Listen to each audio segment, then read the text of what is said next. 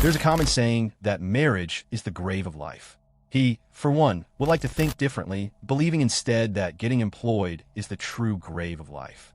The man muttered to himself about his current task, noting that he had to deal with 5 A-rank troll monsters and 4 basilisks, plus 3 S-rank Tyrant Dragons. These were all incredibly troublesome monsters, and he did not think he would be able to catch the last train home today either, thought Tanaka Makoto, a member of the Black Dog Guild. Tanaka added in his mind that even assuming he hurried to the dungeon right now, he would still finish well past midnight. He sighed heavily, trying to remember the last time he had actually gone home, feeling a deep desire to just sleep. 10 years ago, mysterious structures suddenly appeared all over the world, which people now call dungeons. Along with these structures came unknown creatures and unique weapons made with completely unknown technology. Because of this, people became explorers who went into the deep dungeons in search of hidden treasure. In the beginning, men screamed in shock as many died, because if they went into a dungeon without any protection, they would surely perish.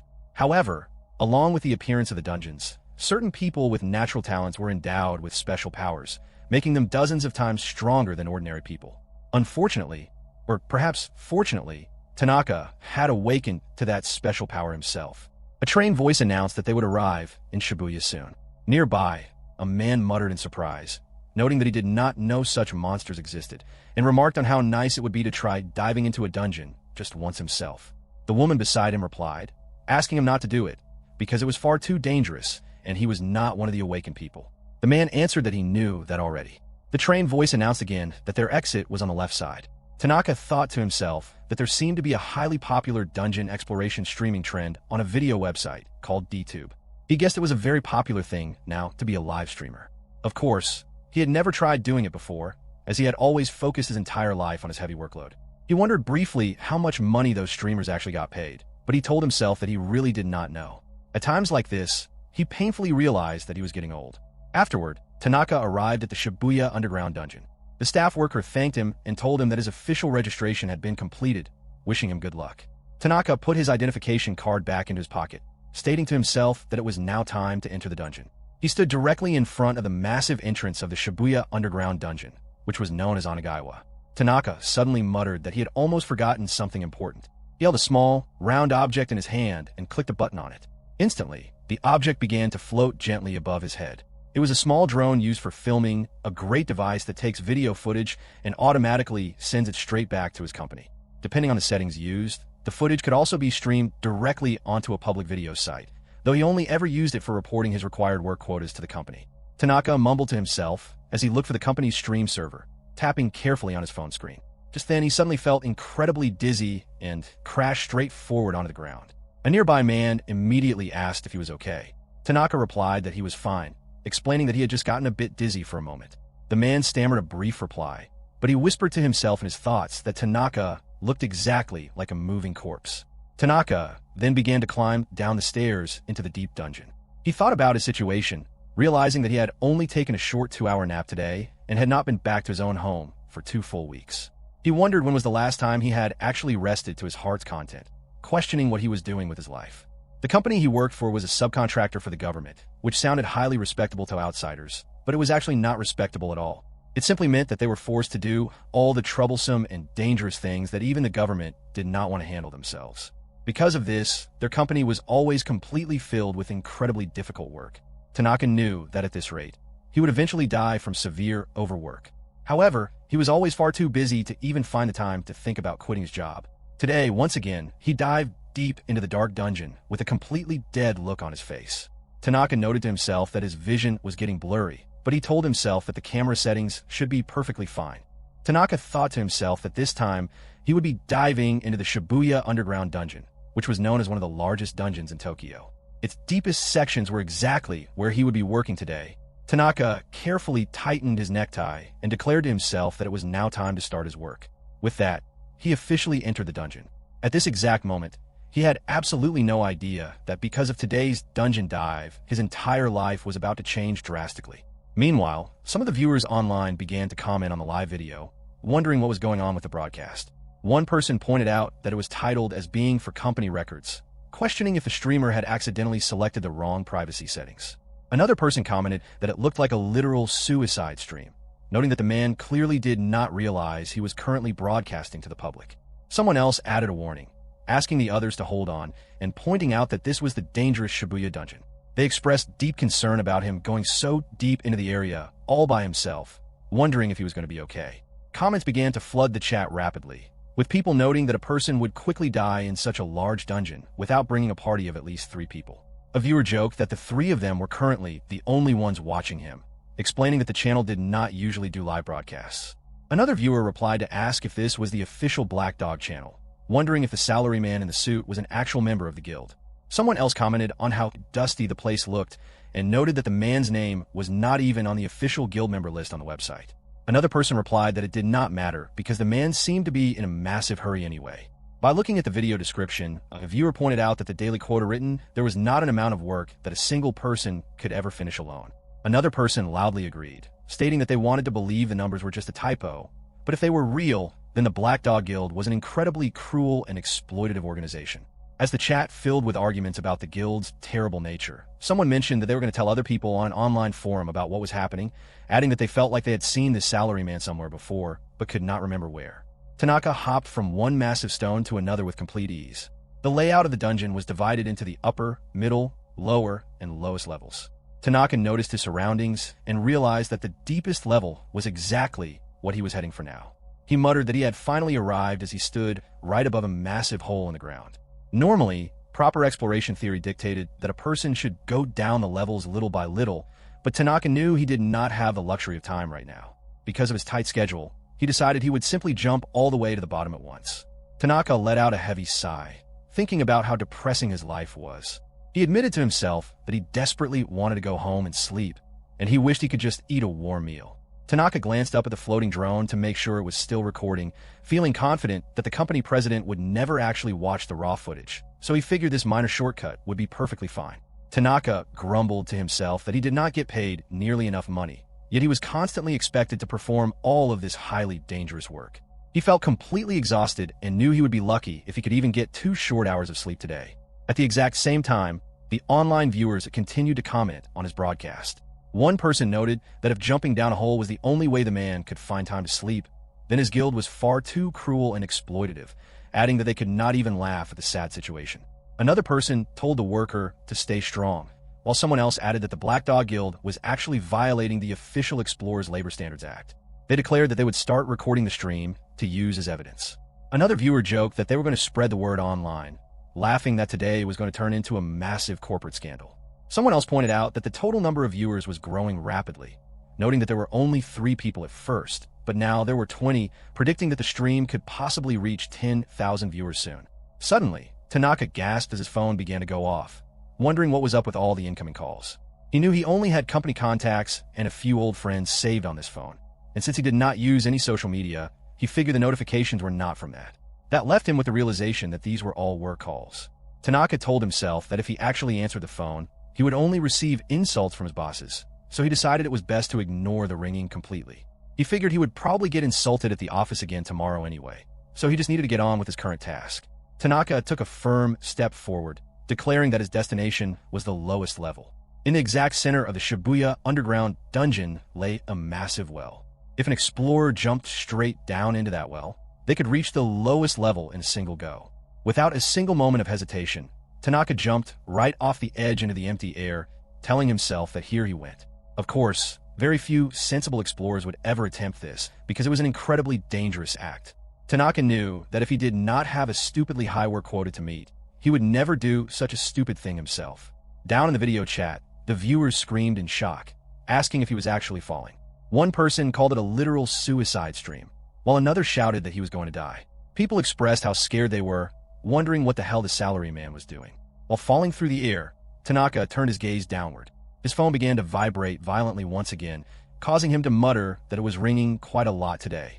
He decided it was probably nothing important anyway, and chose to ignore it as he continued to fall deeply into the darkness of the lowest level. Tanaka noted to himself that the drone was still following his movements closely.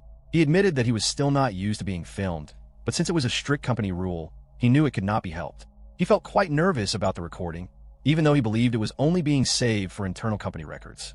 He wondered to himself how truly embarrassing it would be if he were actually broadcasting to a live audience, mumbling that professional streamers were truly amazing people.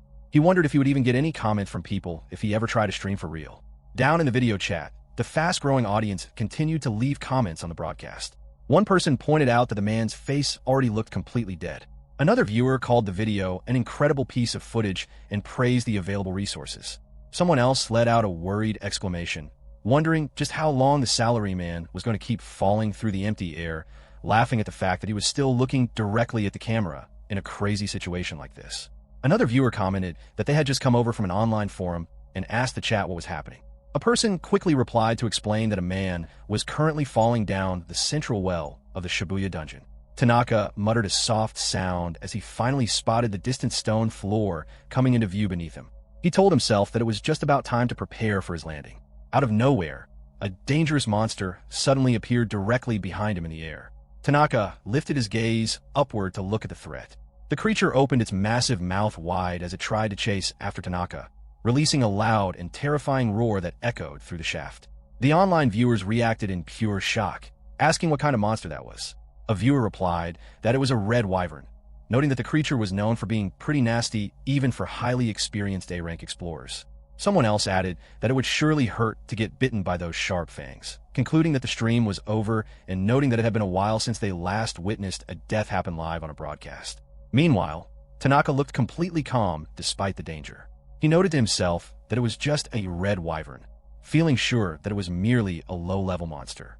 He figured the creature must have flown over simply because it thought he was an easy piece of food. The wyvern opened its giant jaw as widely as possible, waiting patiently for Tanaka to fall straight down into its throat. While still suspended in midair, Tanaka reached for his sword, holding the weapon firmly as he waited for the exact right moment to act.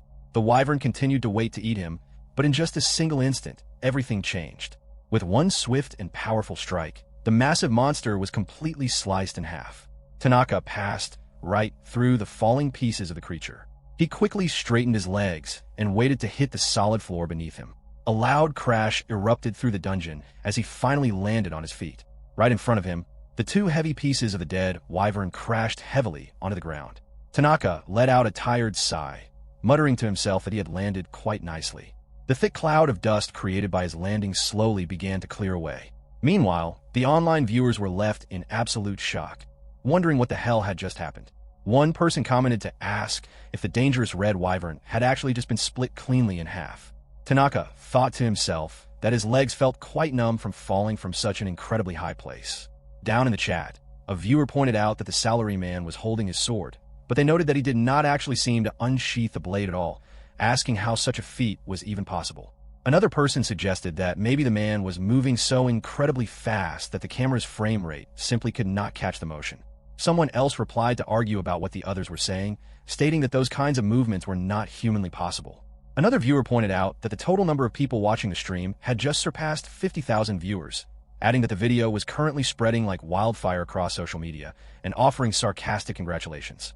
Feeling slightly annoyed by the distraction, Tanaka muttered that his phone was being incredibly noisy, wondering how many times his bosses were going to try to call him today. Just then, a heavy noise echoed loudly near his position. Tanaka mumbled to himself that the real work was finally starting as a group of large, towering monsters suddenly surrounded him in the darkness. He realized that things were finally starting to get interesting. Tanaka thought to himself that he was currently standing in the absolute lowest level of the dungeon. This was a highly dangerous area that was completely overrun by incredibly powerful monsters. He muttered the names of the creatures surrounding him, noticing a group of trolls, minotaurs, basilisks, and death knights, which were all known for being extremely hazardous. He also spotted a massive Tyrant Dragon. That particular beast was so tough and durable that he really did not want to fight at all, but he knew he had no choice because defeating it was written directly into his daily work quota. He told himself that it was now time to get to work, and he immediately charged straight toward the gathering monsters. The trolls let out fierce growls and rushed forward to attack him. Trolls possessed incredibly muscular bodies and terrifying faces, and Tanaka remembered that he had a very hard time fighting against them the very first time he encountered one in the past. However, things were very different now. Tanaka moved in an instant and sliced right through them, quietly saying the word there as he struck. The remaining trolls were completely stunned by his speed. While it was true that a troll was a highly durable monster that could take a lot of damage, Tanaka knew that if a person simply cut their necks cleanly, the beast would stop moving immediately. Because they possessed no special magic abilities, Tanaka actually considered them to be among the weaker monsters that appeared in the deep sections of the dungeon. In the next moment, the heavy heads of the monsters flew high into the air. Watching this happen live on the broadcast, the online viewers commented in absolute shock. One person questioned if the salaryman was serious, amazed that he could defeat a troll in a single hit. Another person argued that there was no way this footage was real, claiming that the video must be heavily edited. A viewer asked for confirmation if these creatures were truly considered A-rank monsters. Someone else laughed at how easily he had defeated them, wondering if trolls were actually strong monsters at all. In response, another viewer commented that even highly experienced A-rank explorers would normally have an incredibly difficult time fighting a single troll all by themselves, explaining the human explorers had to use special weapons and all of their wits just to survive. They noted that the trolls should have been highly troublesome opponents, or at least they were supposed to be for normal people. Then, another viewer commented that they had just joined the stream from social media, asking if the salaryman was truly an official member of the Black Dog Guild and letting out a curse of disbelief. Meanwhile, Tanaka was starting to look incredibly tired. He exclaimed to himself in frustration that people were really pestering him with endless notifications today, thinking about how he had already said multiple times that he was currently busy at work. Just as he was getting distracted by his vibrating phone, another massive monster slowly approached him from the shadows.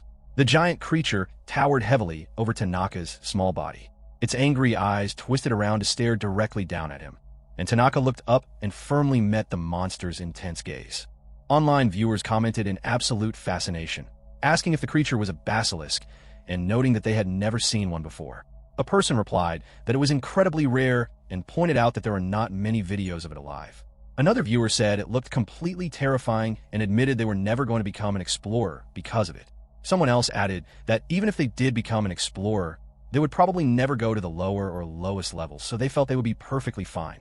In response, a viewer explained that while normal ogres could be found in the lower levels, this particular monster only lived in the absolute lowest level. Another person added that the beast was especially dangerous because it could spew a deadly petrification breath that would kill anyone who failed to avoid it. Just then, a viewer announced in the chat that the stream had officially reached over 5 million viewers, celebrating that it had been a long time since the last big milestone. The basilisk let out a fierce growl as it faced its opponent.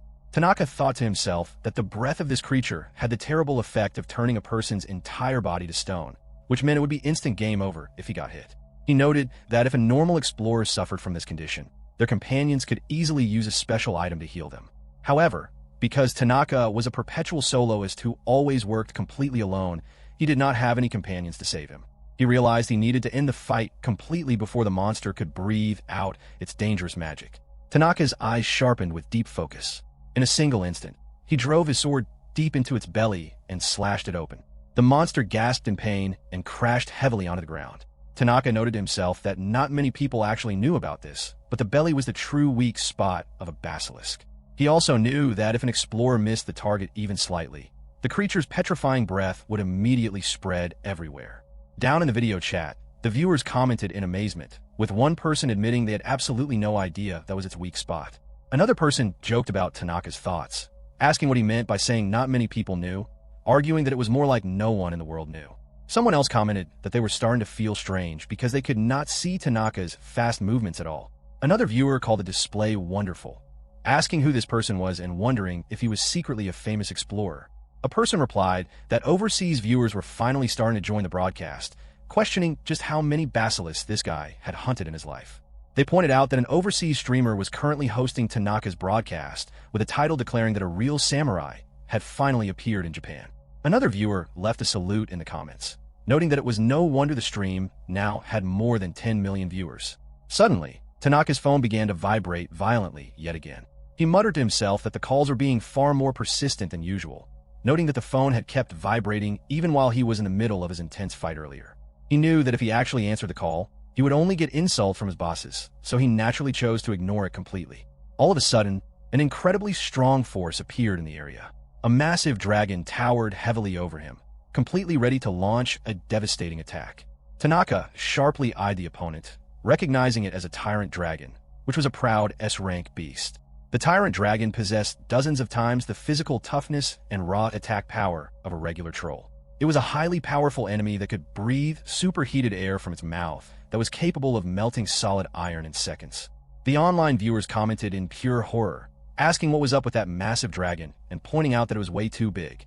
Another person added a frantic warning, shouting that the salaryman was going to die. Someone else asked if that was really a Tyrant Dragon, calling the situation impossible and stating they did not even know if a full S-rank party could defeat it. A viewer joked that this was a death notice for the mysterious swordsman, while another begged him to please just run away. Finally, a viewer pointed out in shock that they had just surpassed 50 million viewers, celebrating the massive milestone. The Tyrant Dragon's massive mouth blazed with intense, hot fire as it towered menacingly over his small body. Tanaka thought to himself that the raw firepower of the creature's breath was absolutely tremendous. He knew that if he allowed himself to get hit by the incoming blast, his body would be instantly burned to ashes, leaving not even a single piece of charcoal behind. He realized he had to act quickly to prevent that terrible outcome from happening. Meanwhile, the online viewers in the live chat were in a complete uproar over the extreme danger. One person commented for him to run away, while another stated that the salaryman was already a dead man. Someone else joked that the stream was trying to use advanced artificial intelligence effects now, calling the realistic video quality highly impressive. Another viewer added a frantic reminder that his current opponent was none other than the legendary Tyrant Dragon. A massive ball of bright flame gathered inside the monster's throat, and then the dragon shot the blazing fire directly toward him. Tanaka waited patiently for the exact right moment to move as he slowly unsheathed his sharp sword. Just a second before the destructive fire could hit him, he cleanly slashed the flying flame with his blade, and then he sprinted fiercely toward the giant dragon and sliced its entire body completely in half in one swift, fluid movement. The dragon's massive body froze in place for a moment as its tough flesh slowly split open, revealing that its torso had been precisely and perfectly cut down the middle.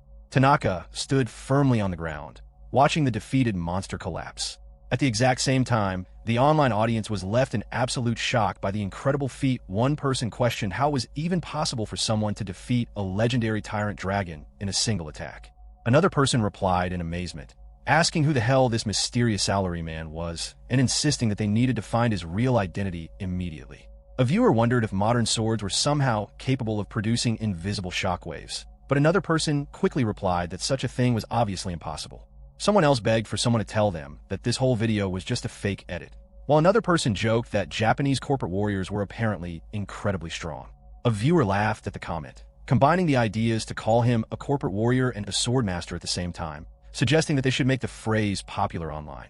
Tanaka turned his quiet gaze back toward the rest of the battlefield and noticed that all the remaining monsters were suddenly taking a fearful step back away from him. Apparently, the Tyrant Dragon had been the supreme boss of all the creatures in the area. Now that their powerful leader was completely down, the remaining monsters no longer had any will to fight him anymore. Tanaka realized that if he bothered to defeat the rest of them, the dropped monster materials would just go straight to his company anyway. Moreover, since he had already officially met his required work quota for the day, he really had no remaining reason to keep fighting. Tanaka waved his hand and told the creatures to go on, letting them know he was letting them go free. Without a single moment of hesitation, the terrified monsters turned around and ran away as fast as they could. Tanaka let out a tired sigh, noting that he had finished his task much earlier than he originally thought he would. He decided he just needed to quickly gather up the specific monster materials required for his quota and finally go home to rest. Before doing that, however, he decided he should double-check his device, even though he really did not want to deal with it. Tanaka turned on his phone screen. He tried turning the device completely off and on again, desperately hoping that the massive flood of incoming notifications was just a temporary technical bug, but the alerts remained exactly the same. Tanaka gasped in pure shock, looking down at the screen to see a ridiculous count of 9,999 notifications.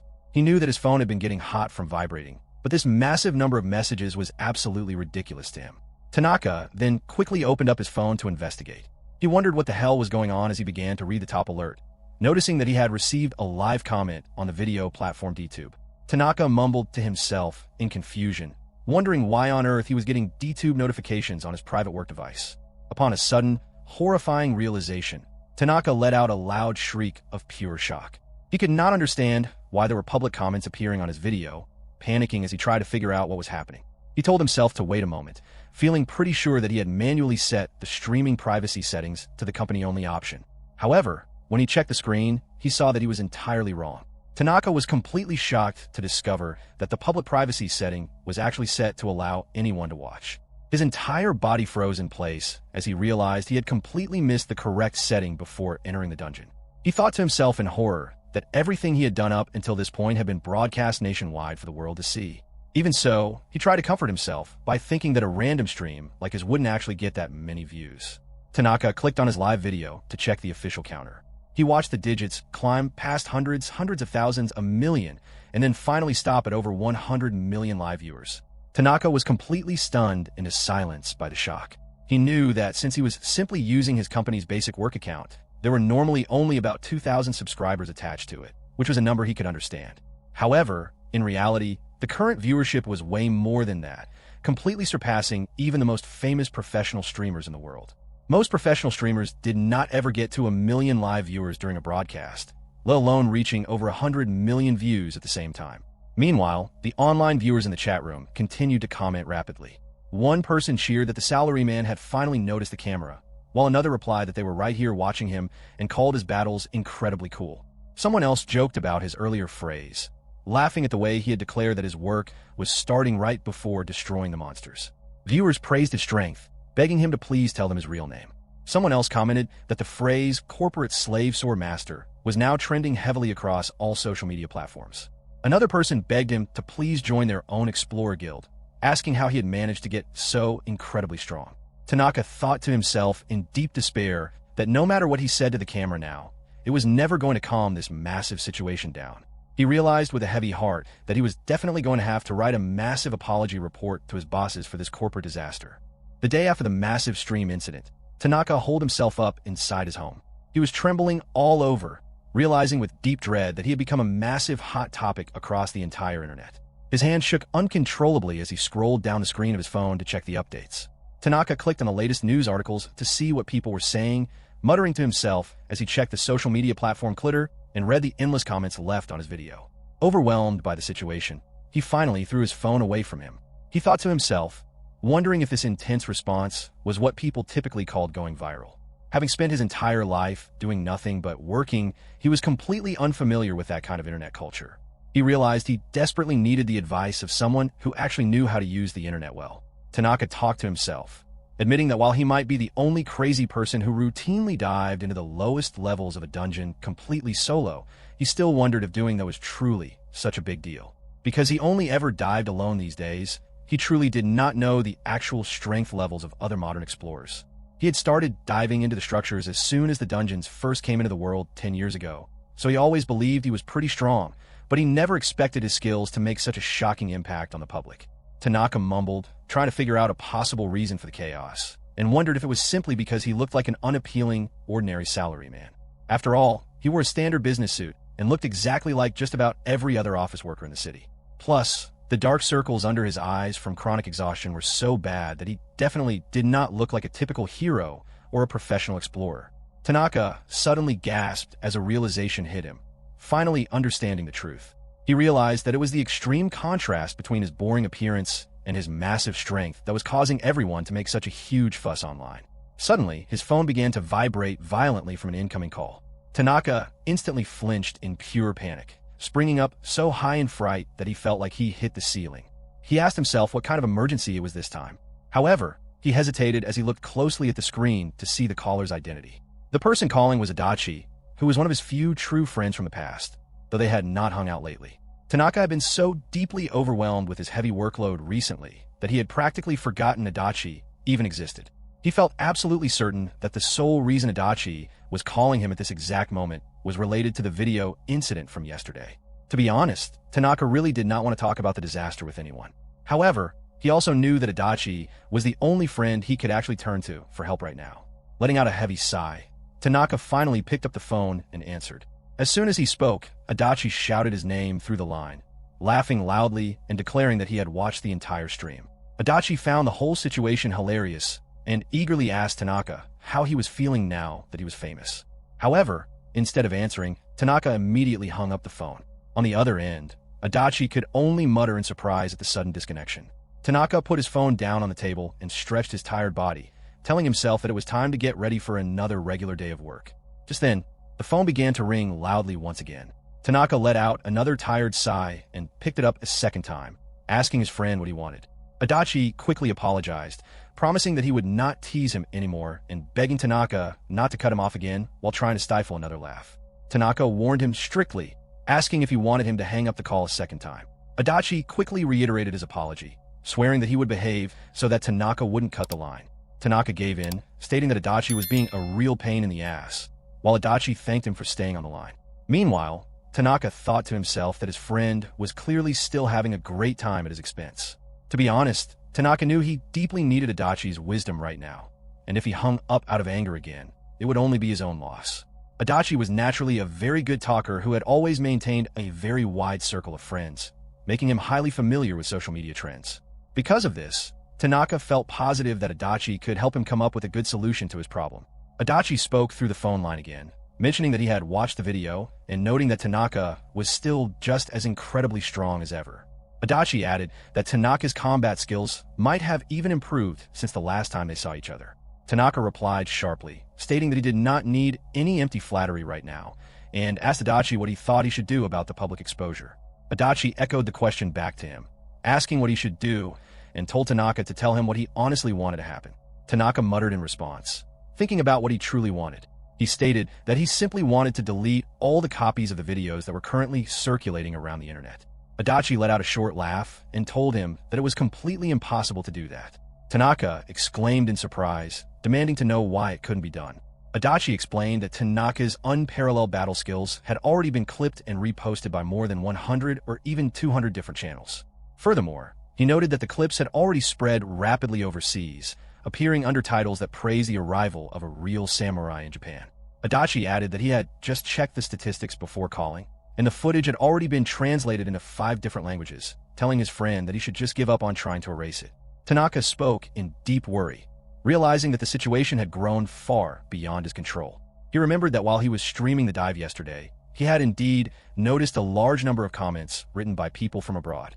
Accepting the reality of the situation, Tanaka finally told Adachi that he would give up on trying to delete the videos from the internet. Tanaka asked his friend if he could at least tell him how to keep the entire situation as controlled as possible. Adachi questioned what Tanaka was even saying, pointing out that he had become incredibly famous now and asking why he was trying to throw such a massive opportunity away. He added that Tanaka would likely never get another rare chance like this in his entire life. Tanaka shouted back in disagreement, asking his friend what he was talking about and arguing that he was not a professional streamer or a social media influencer. He insisted that he was just a regular salaryman and stated that being famous would not do him any good at all, groaning that the public attention would only result in his boss giving him even more paperwork and reports to fill out. As he stressed over the situation, Tanaka felt a sharp pain in his stomach, realizing that his body was apparently quite weak against mental stress. He noted the irony that his stomach had remained perfectly fine in the past after he accidentally ate an acid slime monster that was capable of melting solid steel, yet corporate anxiety was enough to hurt him. Adachi sighed through the phone and remarked that Tanaka had truly become a complete corporate slave. He told his friend to listen closely to his advice, suggesting that Tanaka should simply quit his job at the company altogether. Hearing this unexpected suggestion, Tanaka was left completely stunned into silence. Adachi explained that he had seen the live video broadcast and noticed that the dark circles under Tanaka's eyes were incredibly bad. He asked if Tanaka was probably still being heavily overworked by Suda for a terribly low salary. Tanaka replied that he could not deny that fact. Suda was the official president of the subcontractor company where Tanaka currently worked. Adachi, Suda, and Tanaka had all been classmates who used to play together constantly when they were in elementary school and middle school, making them childhood friends. Because of this long history, Tanaka felt that he owed quite a lot to President Suda, thinking that for him to suddenly quit the company would be a terrible betrayal. Adachi questioned this loyalty, reminding him that Suda had only lent him money in the past when Tanaka's parents became sick. Adachi pointed out that Tanaka had already paid the financial debt back in full and had worked endlessly to earn his freedom, stating firmly that Tanaka should finally start living for himself. Tanaka was left completely stunned by the advice, repeating the phrase in his mind and realizing that he had been so overwhelmed with daily work that he had never once stopped to think about his own happiness. He wondered silently if he was even allowed to live a life for himself. Adachi then guessed that Suda had most likely told Tanaka that if he ever chose to quit his current position, there would be absolutely no other job opportunities available for him anywhere else. Tanaka admitted that the president had indeed told him exactly those kind of words. Adachi scoffed loudly at the realization, calling Suda a completely corrupt president and warning Tanaka never to take his threats seriously. Adachi pointed out that there were plenty of professional explorer guilds that would happily hire him immediately. He added that Tanaka also possessed the option to go freelance if he no longer wanted to be tied down to a strict company structure. Tanaka countered this idea, reminding Adachi that they both knew freelancing did not bring in reliable money because he did not possess the official qualifications required to convert dungeon treasures into regular cash. Any items or monster materials that explorers obtained within a dungeon could not be exchanged directly into regular Japanese yen. A person had to first change the items into a special universal currency called G, which was short for gold, and only after that step could an individual officially exchange the gold into yen. However, the law required a person to hold a special legal qualification to perform this currency exchange. Usually, only large established companies held these valuable qualifications, while regular individuals did not. It was a highly tedious and complicated system, but Tanaka understood that if the government did not regulate the process this way, the massive influx of valuable treasures could easily completely tank the regular economy. This rule just went to show how valuable and expensive the rare items found inside the dungeons truly were. Tanaka knew that this law was not just a rule in Japan, as most other countries around the world used a similar strict currency system to protect their markets. Adachi clarified that he was not actually suggesting Tanaka go freelance. Instead, he explained that he was saying Tanaka should become a professional dungeon streamer. Tanaka muttered the phrase in complete surprise. Adachi enthusiastically confirmed the idea, explaining that it was exactly what the name suggested. Tanaka thought about the concept, realizing that a dungeon streamer was simply someone who broadcasted live videos of themselves diving into dangerous structures. He recognized that a person did not need to hold any special corporate qualifications to make money through online broadcasting, and he knew there were several famous streamers who seemed to be making an incredible amount of money doing it. However, Tanaka wondered to himself if he was truly up to the difficult task of entertaining an audience.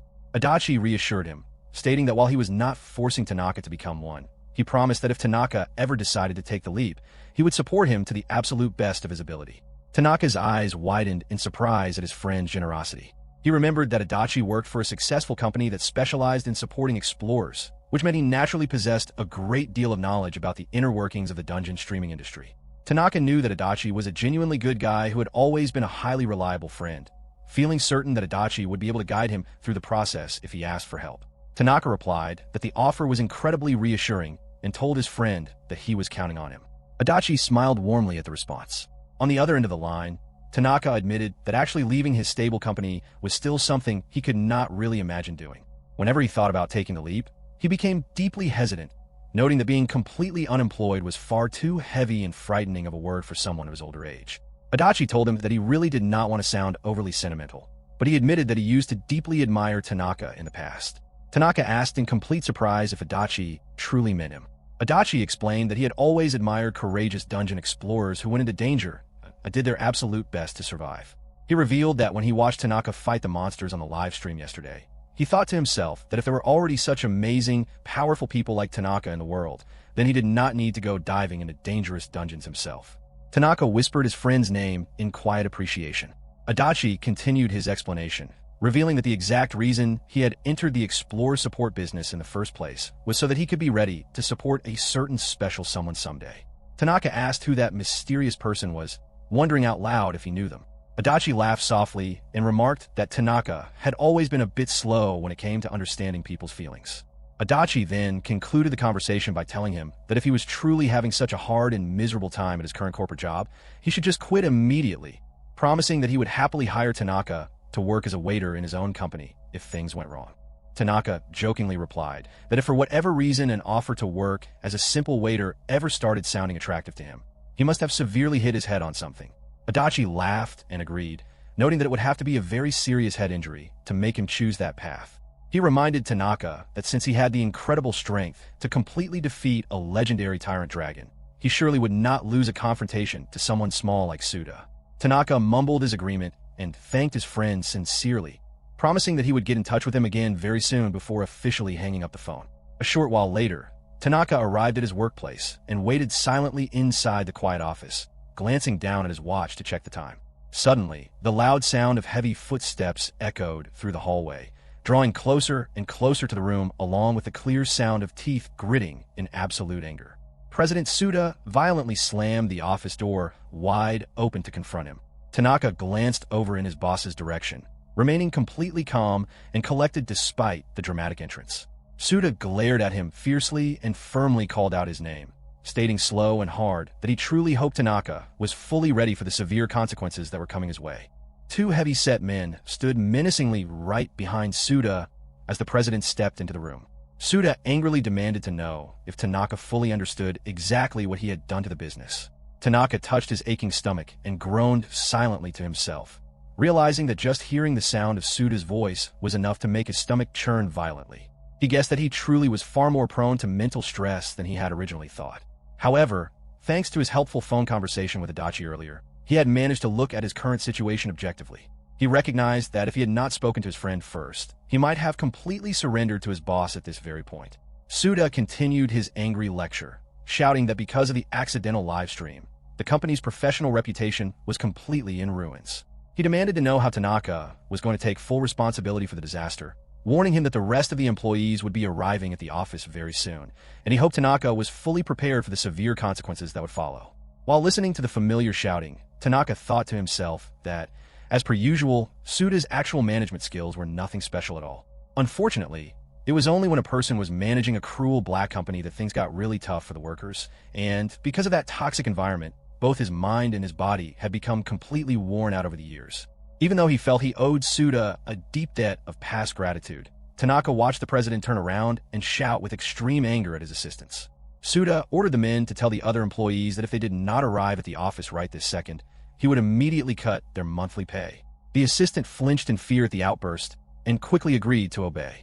Tanaka reflected on the scene, realizing that he truly wanted to live for his own happiness from now on, and he knew he needed to firmly fight for that freedom. Suda loudly complained that being later than their own boss was completely unacceptable in the professional world.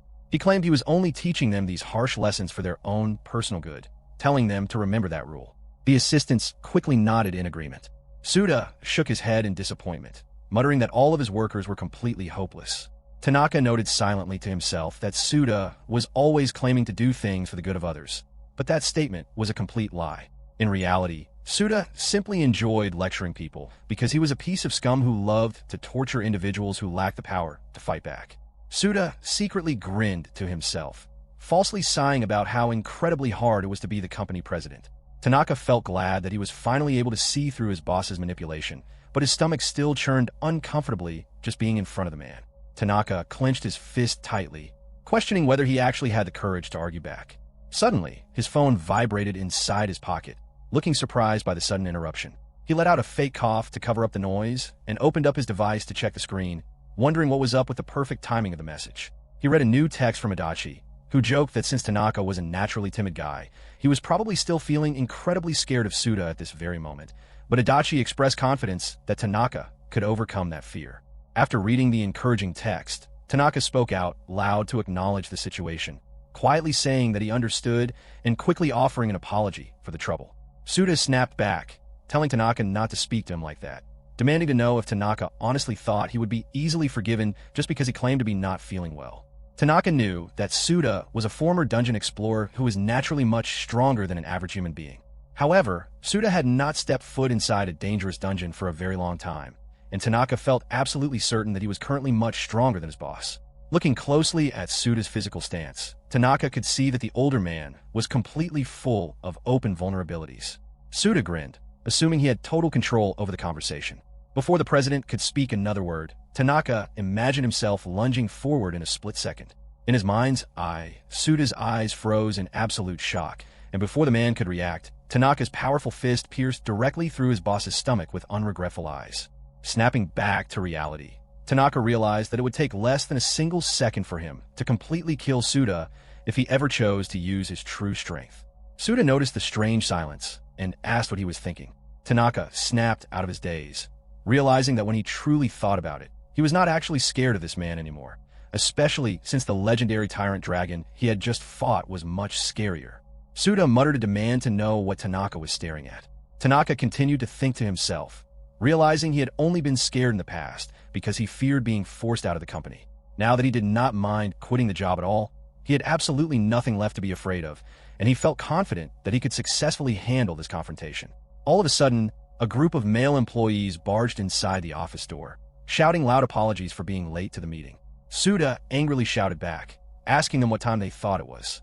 The workers repeated their deep apologies. Suda smirked unpleasantly, stating that he would handle the latecomers' pay cuts at a later time. He then turned his full attention back to Tanaka, asking if they should finally start the lecture. Meanwhile, Tanaka only looked back at him in complete, silent calmness. Suda shouted at him to speak up, demanding that Tanaka state exactly what he had done wrong so that the other employees could understand the full scale of his mistake. Tanaka analyzed the situation in his thoughts, recognizing exactly how his boss operated. He knew that Suda first forced employees to explain their actions in front of everyone just to make them feel deeply guilty. After that, the president would intentionally interrupt them, completely shut them down, and take total control of the conversation. Once that psychological trap was sprung, the target employee would become far too intimidated to say anything else in their own defense.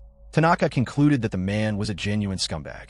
Suda demanded that he go on and speak. Tanaka added to his thoughts that if this had been any other time in the past, he would have made the exact same terrified face as all the other workers. Instead, Tanaka calmly stated that he had made a mistake in his video streaming settings, which accidentally leaked the inner details of their daily work to the outside world. He openly acknowledged that the error was his own fault and admitted he was in the wrong. Suda grinned widely at the confession. Meanwhile, Tanaka thought about how, inside Suda's head, the cruel president could likely see a perfect path to breaking his spirit completely. Suda loudly agreed with the confession, shouting that what Tanaka did was extremely bad and demanding to know how he ever planned to financially compensate him for the damage. Tanaka thought to himself that while things might have always gone Suda's way until now, today was going to be completely different. Tanaka firmly added that while he knew the internet was currently giving the Black Dog Guild an incredibly bad reputation, the public anger was fueled by the company's own hidden actions, so he himself had nothing to do with that part of the problem. Suda's expression darkened instantly at the bold remarks, and he angrily questioned what Tanaka had just said. He fiercely shouted that Tanaka had everything to do with it, daring him to say those words to his face one more time. Meanwhile, the assistants standing right behind the president broke out into a nervous cold sweat from the intense tension in the room. Tanaka remained completely calm and replied that Suda was fully aware that their guild was a cruel black company, and that reality had simply come to light now. He pointed out that if the public was lying about things the company did not actually do, then it would be his own responsibility to fix it. Unfortunately, the things that became known to the public were the exact illegal activities they were actively doing every day. Tanaka stated clearly that Suda was the only one who had actually put himself in this terrible situation.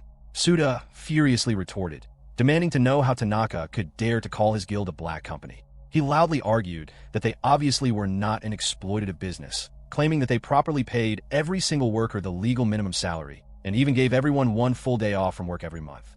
He angrily shouted, demanding to know who else would bother to pick up all the low-tier scum that other professional guilds refused to hire and give them steady work, declaring that he was the savior who did it. Meanwhile, Tanaka thought to himself that he would love to take a public survey to see how many normal people would actually think this was a well-run guild after hearing those exact illegal statements come out of a corrupt president's mouth. Tanaka then openly stated that Suda was the one actively embezzling the workers' salaries, and he pointed out that the number of days off given to the staff was far less than what was legally required by the official Explorer Labor Standards Act. He asked the president if he truly thought that no one would ever notice the crimes. Suda growled deeply in frustration and then completely raged out, shouting to the room, ask what if he was doing those things. He arrogantly claimed that since he personally did contract work for the government, he basically was the government himself. Tanaka was completely stunned by the sheer ignorance, realizing in his thoughts that his boss was a completely lost cause and that the corruption ran pitch black to the very core of this entire guild. He noticed that all the other employees in the room were slowly pulling away in horror, and he figured they would all probably quit the company very soon. Now that Suda had openly admitted to a large number of illegal activities, Tanaka knew it was finally time to reveal the hidden truth. Tanaka muttered that it was a real shame for him, calling out Suda's name. Suda angrily started to ask what he meant, but his words were cut short instantly. Tanaka explained that he had known the man for a very long time and knew exactly how he would react. He then clicked the visual button on his smartphone screen. Instantly, a bright holographic projection screen appeared in the middle of the room, showing a live broadcast of a completely shocked Suda. The president broke out into a heavy cold sweat, gasping in horror as he asked what the hell this screen was. At the exact same time, The online viewers in the live chat commented rapidly on the sudden turn of events. One person laughed that illegal quotes were coming out of the president's mouth one after another. Another viewer stated that they believed this situation had already officially become a serious police matter, calling it a true display of Japan's corporate darkness. Someone else added that things were getting incredibly heated up, noting it had been a long time since the internet last had such a hyped-up event. Another person mockingly asked the president how he was feeling right now. Suda nervously gasped, completely overwhelmed by the text flying across the screen. The viewers kept commenting at a furious pace, joking that this was a retirement speedrun that they much appreciated. One person left a message asking the corporate slave if he could see them, while another added that the company's bankruptcy was now officially confirmed. Viewers praised the salaryman for a well-thought-out plan, noting that now even the rich president could not get away with his crimes anymore. A commentator mentioned feeling a great sense of unity with the audience, celebrating that the brave man would finally no longer have to be a miserable corporate slave, though someone else joked that they actually thought the deep dark circles under his eyes were kind of cute. Finally, a fellow employee viewing the stream replied that they thought they would quit their job today as well. Tanaka read the public comments aloud from his screen, focusing on a message that praised his well-thought-out plan and noted that the company president could no longer get away with his actions. He explained to the room that the recording drone possessed a special camouflage mode, and thanks to that hidden feature, he had been able to live stream their entire conversation without the older man ever noticing the device. Suda reacted with pure fury, shouting that there was absolutely no way this could be happening. Tanaka continued his explanation, pointing out that the Black Dog Guild's official channel subscriber numbers had skyrocketed because of yesterday's accidental broadcast, meaning they would soon gather even more live viewers to witness the crimes. He told Suda to just give up and stated firmly that it was finally time for the corrupt boss to pay his fair share to the workers. Down in the fast-moving chat room, the online viewers commented with great excitement. One person cheered about how refreshing it was to see justice in Japan and encouraged Tanaka to go get his boss. Another viewer mockingly called out Suda's name, asking him exactly how he was feeling right at this moment. Someone else added a joke, stating that they had already eaten 5 whole bowls of rice because watching this corporate drama unfold was simply so good. Viewers began to call Tanaka the ultimate star and hero of all miserable corporate slaves across the country. Another commentator laughed out loud at the sight of the corrupt president being completely stuck in one place with no way to defend himself. A viewer added that they had already officially reported Suda to the Government Labor Standards Department, while another person replied that they had no idea today's massive internet hype was coming from this specific office. They laughed and stated that the downfall served the boss completely right, and someone else added that Suda's panic reactions to all the small details on the screen were absolutely hilarious to watch. Tanaka glanced back down at his phone screen and realized that an incredible number of people were actively watching the broadcast, feeling absolutely certain that social media was blowing up at the news at this very moment. He looked up at his boss and stated firmly that the game was completely over for him because too many people had just witnessed his corrupt behavior live. Tanaka questioned whether the president was going to try to use his usual threats and intimidation to sweep his crimes under the rug, pointing out that there was absolutely no way the older man could silence all 200,000 of the current live viewers. Suda gritted his teeth in pure frustration, staring back at Tanaka with an expression of intense anger. In Tanaka's mind, he knew there was nothing left for the man to do. He recognized that Suda usually ruled the office entirely through fear, and while the boss was sharp about using intimidation, that did not mean he was actually a clever person. Tanaka knew there was no way Suda could ever think of a logical way out of a massive public disaster like this. Shaking violently with intense rage, Suda called out Tanaka's name. The president then shouted loudly, demanding to know what Tanaka was trying to achieve and asking why he was doing this to the company. He fiercely questioned if this whole setup was a small act of revenge because of how heavily he had pushed Tanaka around over the years. Tanaka calmly replied that he would be lying if he said the thought of revenge had never crossed his mind, admitting that he had indeed wasted a massive amount of his precious life working under him. However, he stated that all of that hardship was completely in the past now and no longer mattered to him. Tanaka declared that it was time to finally get to the main issue of the meeting. Suda looked thoroughly confused by the statement, repeating the words back to him. Tanaka explained that the main point was that, from this exact day forward, he was officially going to live his life for himself. Because of that choice, he announced that he was officially leaving the company for good, even though he admitted he had not made any concrete plans for what he would do next. He figured he would simply go freelance or find another regular job sooner or later. Hearing this, Suda's angry face twisted into a mock smile, and he began to laugh out loud at the salaryman.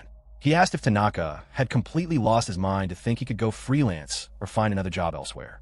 The president pointed his finger aggressively at Tanaka's face, shouting that he was a complete good-for-nothing who could never achieve anything in this world without his personal help. He insisted that there was absolutely no way another company would ever hire a worker like him. Suda then spun around, pointing back at the other frightened employees standing in the room, and shouted that the exact same rule applied to the rest of them as well. In Tanaka's mind, he found it completely hard to believe that he had actually stuck around this company for so long under the control of someone so miserable. Tanaka calmly told his boss that he saw his point, suggesting that they should find out right now whether he could successfully work somewhere else or not. Suda turned back toward him, angrily asking what on earth he was talking about. Tanaka looked directly up at the recording drone hovering near his back and asked the online audience if any of them would be willing to hire him if he officially left this guild today. Instantly, the livestream comment section exploded with responses from the most powerful organizations in the country. The famous Scarlet Wolf Guild commented immediately, telling him to come join their ranks right away. The powerful Gold Lion Guild countered the offer, begging him to join their guild instead and promising to pay him double the salary that any other group offered. The Elite Silver Cat Guild left a message stating that they would be absolutely glad to have him join their team, while the massive Obsidian Bear Guild asked if he would consider them, adding that a strong guy like him was more than welcome in their group. Even the Bronze Snake Guild joined the bidding war, promising that if Tanaka chose to join them, they would happily beat up his annoying garbage boss for him as a bonus. Tanaka's phone began to vibrate non-stop from the endless flood of notifications. He thought to himself, in absolute amazement, that there were so many offers coming in, noticing that several of the messages were from top-tier professional guilds that were normally incredibly hard for any regular explorer to get into. He had never experienced people showing this much intense interest or appreciation toward him in his entire life, and he felt deeply touched that they were all being so incredibly kind to him. While staring down at the glowing screen of his phone, he realized that the sudden kindness was completely overwhelming, thinking to himself that he was actually about to cry from happiness. Tanaka then pointed up at the holographic projection screen floating above them, telling Suda that the comments were his official answer. He stated firmly that he was no longer under his boss's control, and he warned the president that whatever cruel words he said would never work on him again. Suda gritted his teeth in pure, desperate frustration at the loss of control. He then shouted at the top of his lungs, demanding to know who it was that had originally brought Tanaka into his father's company back, when Tanaka was just a completely broke student. He fiercely asked who it was that had generously lent him a large sum of money to cover his parents' expensive medical bills in the past. The president declared that he was the savior who did all those things, accusing Tanaka of completely betraying him after everything he had ever done for his well-being. Tanaka looked at him and replied quietly that he had already paid back every single cent of that financial debt. Furthermore, Tanaka pointed out that Suda was actually the one who had betrayed their bond, explaining that he had always genuinely hoped they could achieve great things together as friends. Upon hearing those words, Suda fell completely silent. In the next moment, the older man suddenly began to move his hands toward his desk. Tanaka looked on in deep confusion, and the assistants standing nearby were thoroughly confused by the sudden change in behavior as well. Suda reached deep into his personal desk drawer. Tanaka was completely shocked by the action as Suda gripped a solid object hidden inside, muttering angrily for him to just shut up already. Suda then violently drew a sharp blade out into the open air, calling Tanaka an ungrateful piece of scum. The assistants standing in the room screamed out in pure terror at the sight of the weapon, while Tanaka watched the blade come toward him, thinking to himself in complete disbelief that his boss was seriously trying to attack him. The two assistants standing behind the desk watched nervously as Suda held his sharp sword and shouted in a complete rage, calling Tanaka a terrible ingrate. Meanwhile, Tanaka remained completely calm and collected as he stared down the blade. He recognized that the knife was a specific model used in dungeons that possessed incredibly high lethality. Tanaka thought to himself that if a person took a weapon like that completely out of the dungeon environment, they would be strictly breaching the official Dungeon Management Act. Suda grinned maliciously, telling Tanaka to prepare to die as he gripped his weapon with both hands.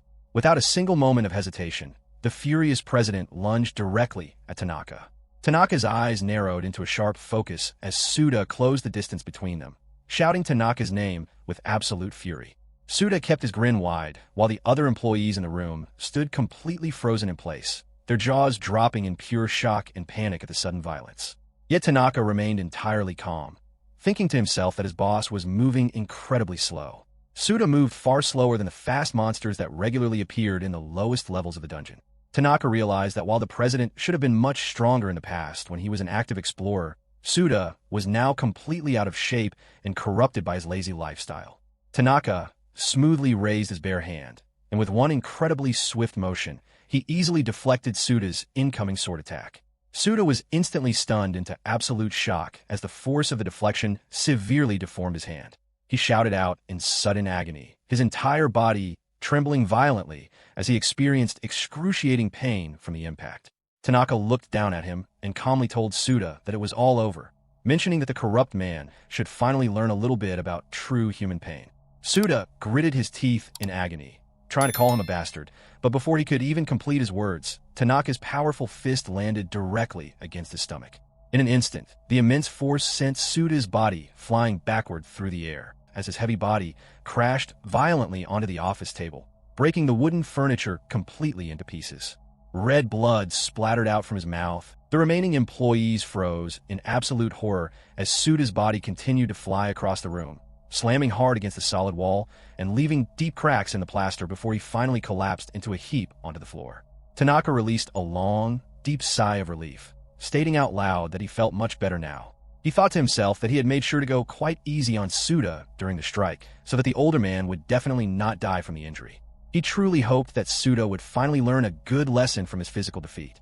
Tanaka turned around and began walking casually toward the office exit, but Suda suddenly called out his name from the floor in a raspy voice. The president gasped out that he would never forgive Tanaka for what he had just done. Tanaka said to himself that Suda was indeed a tough former explorer, recognizing that even though the man was incredibly corrupt, his fighting spirit had not been completely broken yet. He guessed that Suda's massive mountain of personal pride simply would not allow him to stay down quietly. Suda muttered with pure, burning fury that Tanaka had completely humiliated him in front of his workers. Tanaka thought inwardly that if he chose to attack the older man even one more time, Suda's actual life might be put at serious stake, which made the situation increasingly difficult to handle. Suda then turned his head toward his assistants and shouted at the top of his lungs, demanding to know what the hell they were doing. He ordered them to immediately kill the criminal who had just raised his hand against the company president. Suda clicked his tongue in deep disgust, screaming that all of his workers were completely useless. He then pointed a finger directly at one specific young man, shouting that he did not care how it was done, but the man needed to stop Tanaka right now, or he would immediately cut his monthly salary to zero. The young man gasped nervously at the severe threat. Meanwhile, Tanaka thought about the worker's background, remembering that he was a person who had just joined the company last year as a highly promising young employee. Because the two of them had never actually gone into a dungeon together before, Tanaka did not know exactly how skilled the young man was at fighting. Suda grinned wickedly from the floor, taunting the worker by saying that he would be in deep trouble if his pay stopped completely, and reminding him that he would be entirely unable to find work anywhere else in the dungeon industry if he got fired. Suda warned him that he surely did not want that terrible outcome to happen. Feeling incredibly nervous and pressured, the young employee quickly replied that he understood. Then, he slowly took a careful step forward toward the exit. He looked at Tanaka with an apologetic expression and gently told him that he was truly sorry, explaining that he would just try to hold him down to satisfy the boss and promised he would not hurt him in the process. Tanaka replied with a calm smile, telling the young man that it was perfectly fine and inviting him to go ahead and try. The young worker muttered a quick word of thanks as he firmly raised his hands and stood directly into his professional fighting stance. The young employee lunged directly toward him. While the attacker moved, Tanaka calmly analyzed the strategy in his thoughts, realizing that the man was aiming low for his legs to knock him over and gain the upper hand.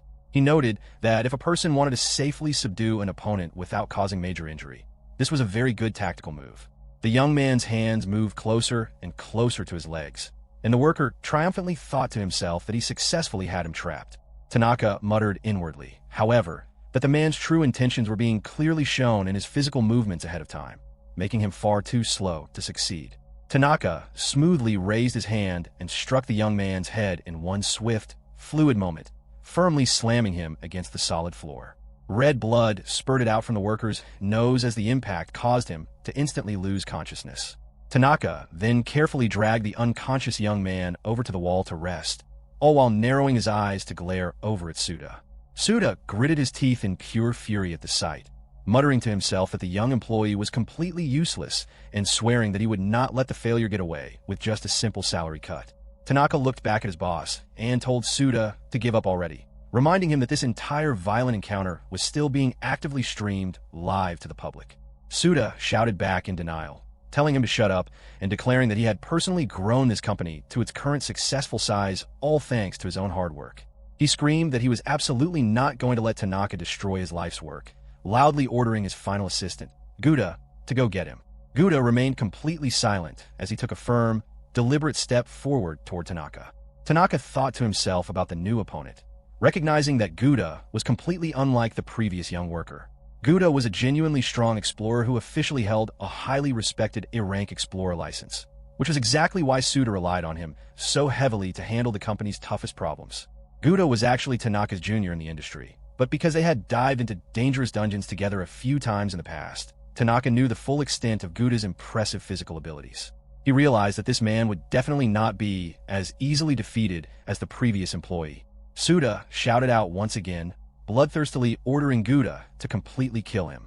Tanaka wondered to himself how he should properly deal with this stronger opponent without causing too much destruction.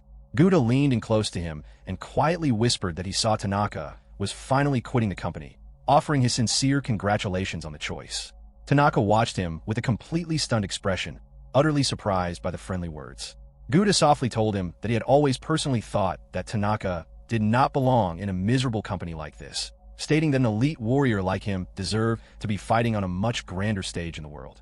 Tanaka replied in quiet surprise, offering a hesitant word of thanks. He then reflected in his thoughts, remembering that whenever they had dived into the dungeon together in the past, Guda had barely spoken a single word. Because of that quiet behavior, Tanaka had always assumed that Guda secretly hated him, but he realized now that was clearly not the case at all. Meanwhile, Suda trembled violently in pure anger, demanding to know why Guda was wagging his tail like a loyal dog at a piece of scum like Tanaka. Guda slowly turned his head and threw the president a freezing, terrifying glare that caused Suda to gasp out in sudden shock. Guda then stated firmly that Tanaka was his respected senior, who had personally taught him all the important basics of being a professional explorer. He declared that no matter how much money Suda was willing to offer him, he would never listen to orders to attack him. Furthermore, Guda pointed out the reality of their strength difference, explaining that if he were to seriously attack Tanaka, he would be the one ending up on a deathbed. He coldly suggested that the president should handle his own fights. Suda clenched his teeth tightly against the rising fury of being abandoned by his strongest worker. Tanaka thought to himself that he did not think Guda was being entirely accurate, believing that Guda was actually skilled enough to put up a very good fight against him if they truly battled. Just then, Guda told Tanaka that he would personally hold back the furious president, instructing his senior to please go on ahead and escape the office. Tanaka gasped in surprise, asking if he was seriously willing to do that. Guda confirmed the plan, telling him to please leave the room to his care. Tanaka then warmly patted his junior's back and thanked him for the unexpected help. Meanwhile, Suda gritted his teeth in complete, helpless frustration. Tanaka thought to himself that he could finally bid this awful company a permanent goodbye. However, just before his hand could reach the metal doorknob to exit, the office doors suddenly sprang wide open from the outside, and a stern-faced woman marched directly into the room. Everyone in the office was instantly stunned into silence by the sudden intrusion. The woman called out to the room, ordering nobody to move, and officially announced that they had received a serious public report and were members of the audit section of the association's management bureau. Suda shouted out in sudden surprise upon hearing the name of the department, repeating the phrase, an audit section, before letting out a short, arrogant laugh. He mockingly told Tanaka that the tables had completely turned now, loudly ordering the official government workers to quickly catch the criminal in the room. The president pointed aggressively at Tanaka, declaring that he was the sole culprit who had violently raised his bare hands against his boss. Tanaka analyzed the arriving group in his thoughts, recognizing the association's management bureau as an internal department of the Ministry of Monster Control, which meant they were a powerful government organization. He felt absolutely sure that the bureau had received a direct public report from a concerned online viewer who was currently watching the live broadcast from home. To Tanaka, it was entirely obvious why Suda was getting reported to the authorities, considering the corrupt boss was carrying out his illegal actions right under the open sun for everyone to see. Suda continued to shout at the group, ordering them to hurry up and do their official duty by arresting Tanaka.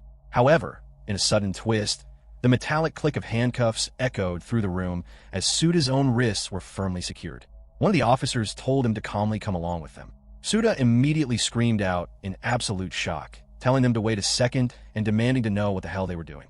He fiercely argued that Tanaka was the actual culprit of the violence, tightly clenching his teeth in pure frustration. The lead woman interrupted his shouting, addressing him formally as Suda Akihiro and announcing that he was officially being placed under arrest for directly violating the Explorer Labor Standards Act and the Awakened Special Act. Suda could only scream out that this outcome was completely impossible. Tanaka reflected on the arrest to himself, noting that Suda truly had no valid excuses left to give because his criminal actions and words had just been streamed completely alive to the public.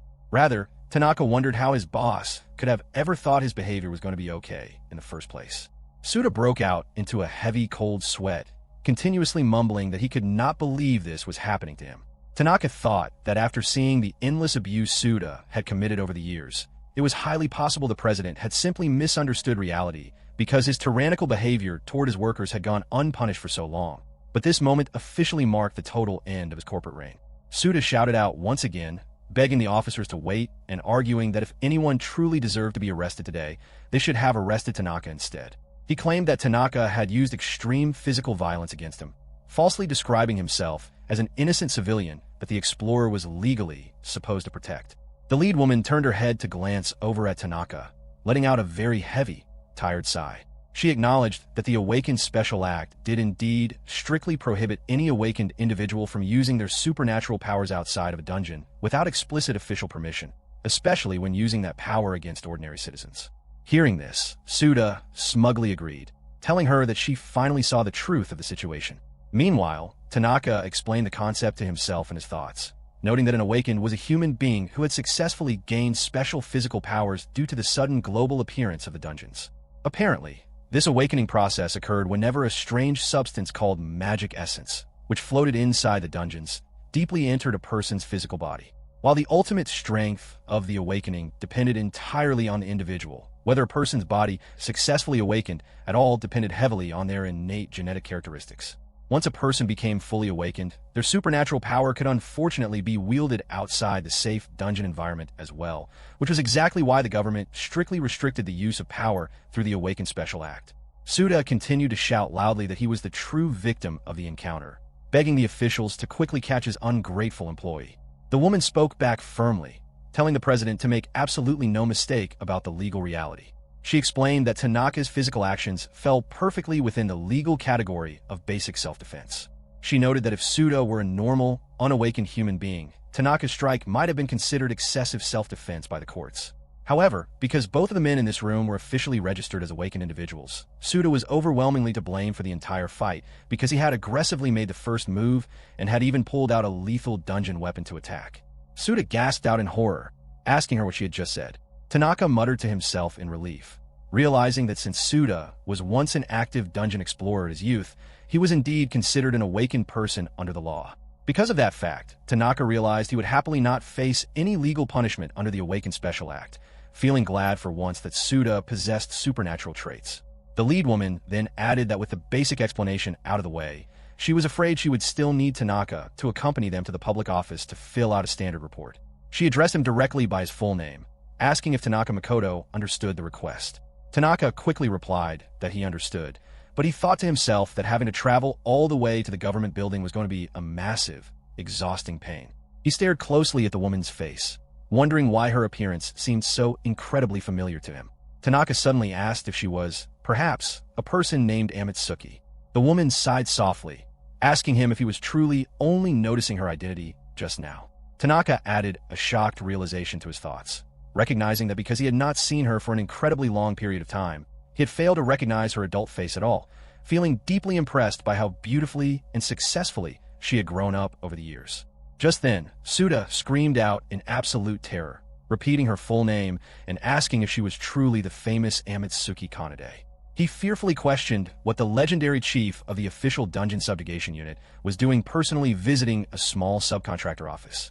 Amatsuki looked down at him and explained coldly that whenever a criminal offender was a registered awakened individual, a high-ranking member from the elite subjugation unit was legally required to be physically present during the official arresting process.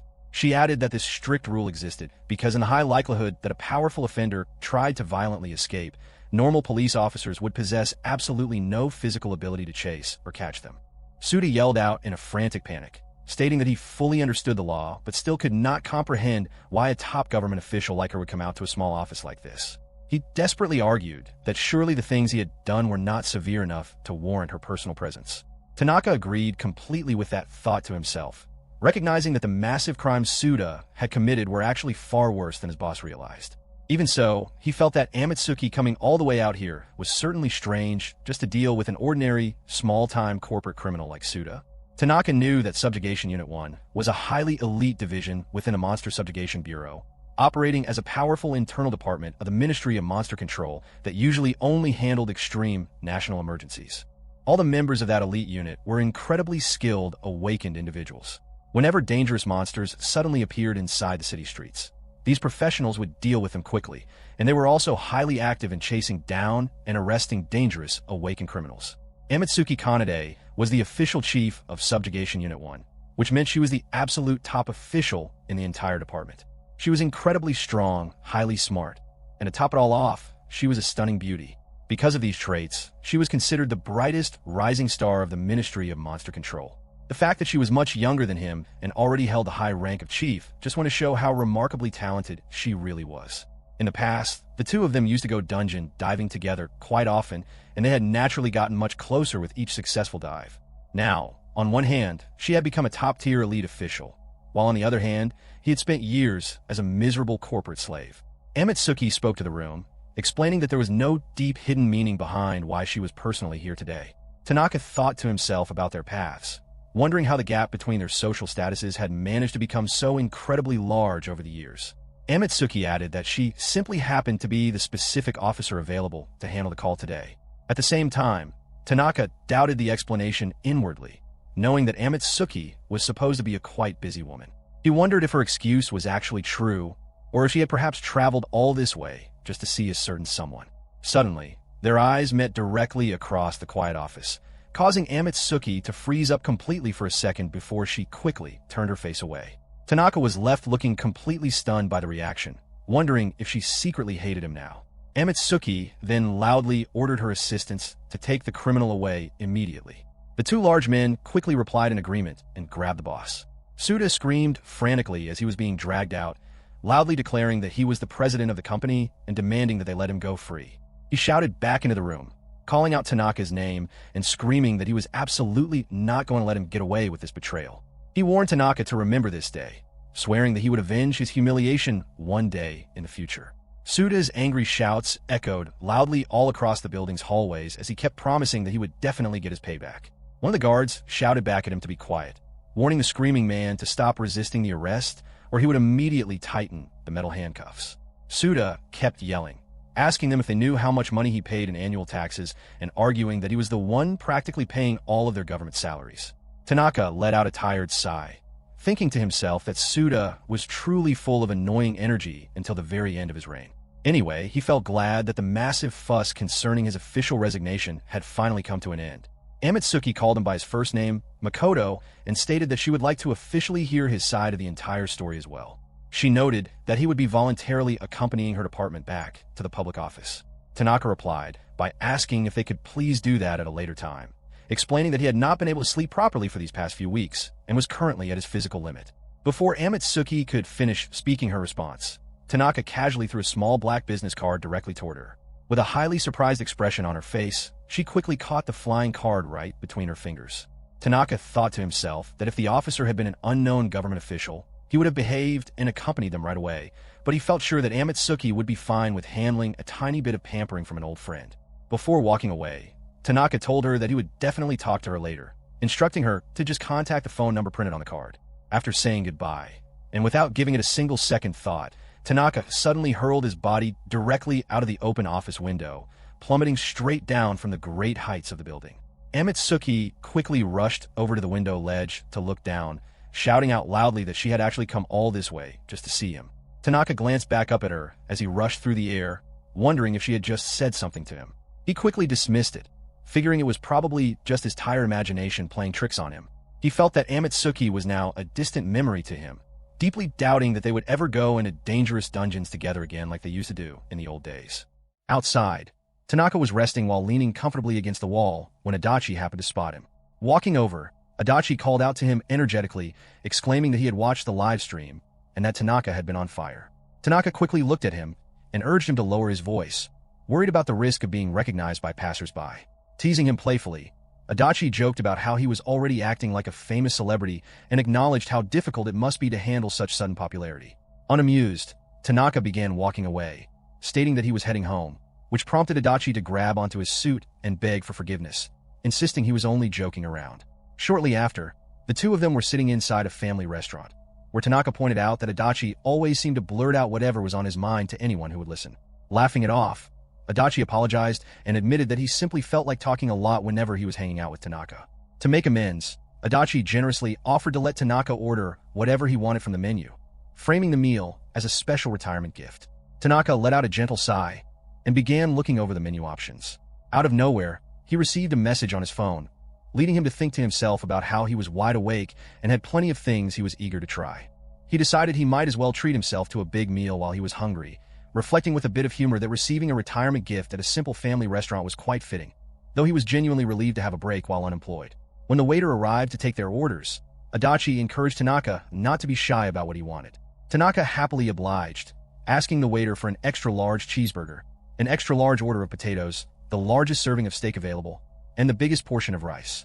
The waiter stood in shock as Tanaka continued, adding a large curry plate, the biggest portion of pasta, a full drink bar, and a tower of pancakes to his order, stating that those items would be all for now. Adachi gasped in disbelief, questioning how that could possibly be just for now, but Tanaka explained that eating that much was necessary to satisfy his hunger at the moment. Adachi protested that it was far too much food and warned that even at an affordable family restaurant, such a massive order would completely drain his allowance. However, Adachi quickly realized that he had temporarily forgotten Tanaka was an active dungeon explorer who burned through immense amounts of energy, making a huge appetite completely natural.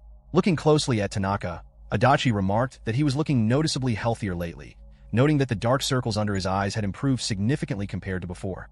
When the waiter asked Tanaka what he would like to drink, Tanaka politely requested a cola. Reflecting on his past, Tanaka thought to himself about how he used to resemble a dead man walking back when he worked as a corporate slave. He remembered looking into the mirror earlier that morning and thinking he looked near death, making him deeply thankful that he was finally returning to the healthy appearance of a living person. Turning to Adachi, Tanaka asked what it was he had wanted to discuss. Remembering his main purpose, Adachi explained that he wanted to lighten things up before a whole flood of changes arrived, revealing that he had created something special during his time away from work. Adachi handed over a document titled Tanaka Makoto's Road to Becoming a Popular Streamer. Tanaka was surprised as he flipped through the pages, discovering a comprehensive set of detailed tips and strategies for managing a successful live stream.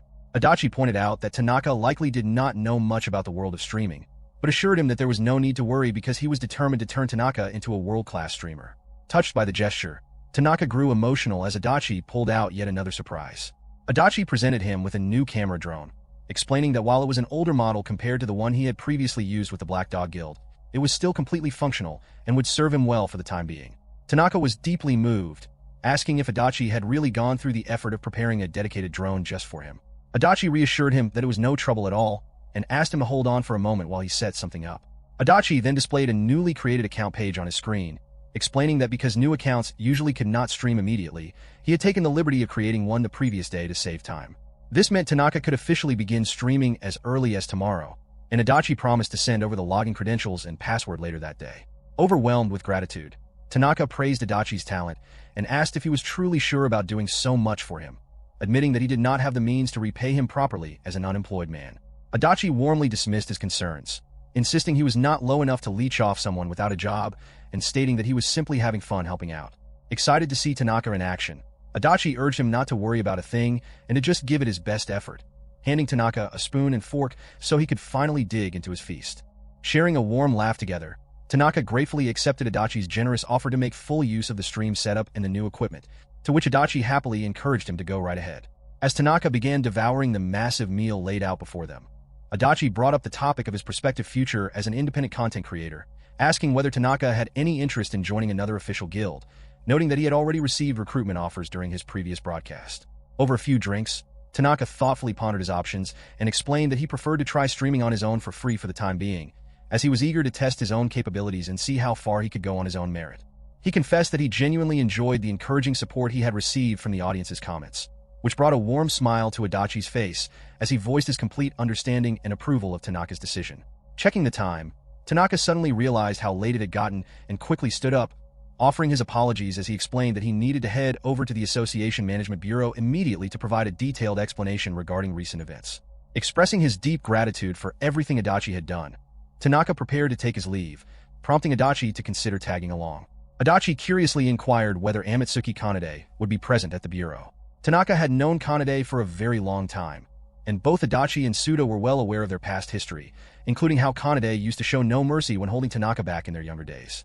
As the two friends walked outside together chatting, Adachi remarked on seeing Kanade on a live stream for the first time in a while, commenting on how remarkably beautiful she had grown up to be, evolving far beyond the cute girl she used to be. He mentioned how ecstatic the chat comments were, pointing out that viewers were now affectionately dubbing her the icy Bayonetta, and he laughed about the endless stream of comments from fans playfully begging to be insulted by her. Tanaka agreed that she was truly amazing and had matured exceptionally well, though a hint of self-deprecation crept into his voice as he admitted how vastly different she was from him now, expressing certainty that she would be deeply disappointed if she were to see his current pathetic state. He assumed that she would likely skip the upcoming interrogation entirely, believing she had no desire to witness his downfall, which he felt was completely understandable. Adachi quickly rejected Tanaka's pessimistic view, arguing that if Kanade were truly disappointed in him, she never would have gone out of her way to come all the way to see him in the first place. He reminded Tanaka of the old days when the two of them affectionately called each other Mako and Ai and Kana-chan, reassuring him that a bond like theirs could not be broken so easily, and that she likely still held deep feelings for him. However, Tanaka quickly cut Adachi off before he could finish his thought, insisting that it was fine and plainly acknowledging his own failures. He resolved to work as hard as possible from this point forward so that she might eventually look at him in a new, respectable light. Sensing the delicate mood, Adachi felt a slight bit of awkwardness and secretly felt a touch of sympathy for Kanade, quietly recognizing the challenging road she had ahead of her in dealing with Tanaka's dense mindset. Brushing off Adachi's subtle remark, Tanaka stated that he would carefully read through the streaming guides that evening and officially start broadcasting the very next day. Adachi cheerfully promised to tune into the live stream while working at his desk, enthusiastically cheering his friend on to give it his absolute best, and the two parted ways on a high note. Afterward, Tanaka found himself standing outside Nishishinjuku Station, sweating slightly in the heat, but feeling an overwhelming sense of liberation. He marveled at the simple luxury of being able to wake up whenever he pleased and commute on empty, uncrowded trains, reflecting on how truly happy he felt compared to his grueling past as a corporate slave. Steeling his resolve, he declared to himself that it was time to get to work and made his way toward the Nishishinjuku Cliff Dungeon. Upon arriving at the grand location, Tanaka took a moment to admire the breathtaking sight, thinking to himself that even though it had been quite a while since his last visit, the majestic view never failed to amaze him. The Nishishinjuku Cliff Dungeon was an imposing massive rift born from a giant crack running deep through the earth. While explorers had managed to survey up to the middle levels, Tanaka strategically planned to stick to exploring the middle levels for his initial streams, reasoning that viewers might quickly grow bored or overwhelmed if he jumped straight into the intense lower depths right away.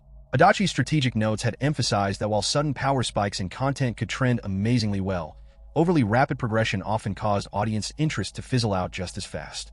Taking out his smartphone and his newly acquired drone, Tanaka meticulously set up his equipment.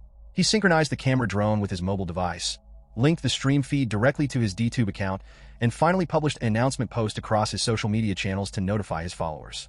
To his absolute astonishment, his phone immediately began buzzing incessantly with a massive barrage of notifications. Stunned by the instant flood of activity, Tanaka wondered out loud how people were responding so rapidly during middle of the workday. Within moments, his social media posts gained an explosive wave of shares, comments, and likes, with eager fans flooding directly into his incoming livestream room. Watching the engagement metrics rapidly skyrocket, Tanaka gasped in shock as the active viewer count surged past 1,000 people almost instantly. A sudden wave of nervous excitement washed over him as he realized just how many eager eyes were watching his every move through the camera lens.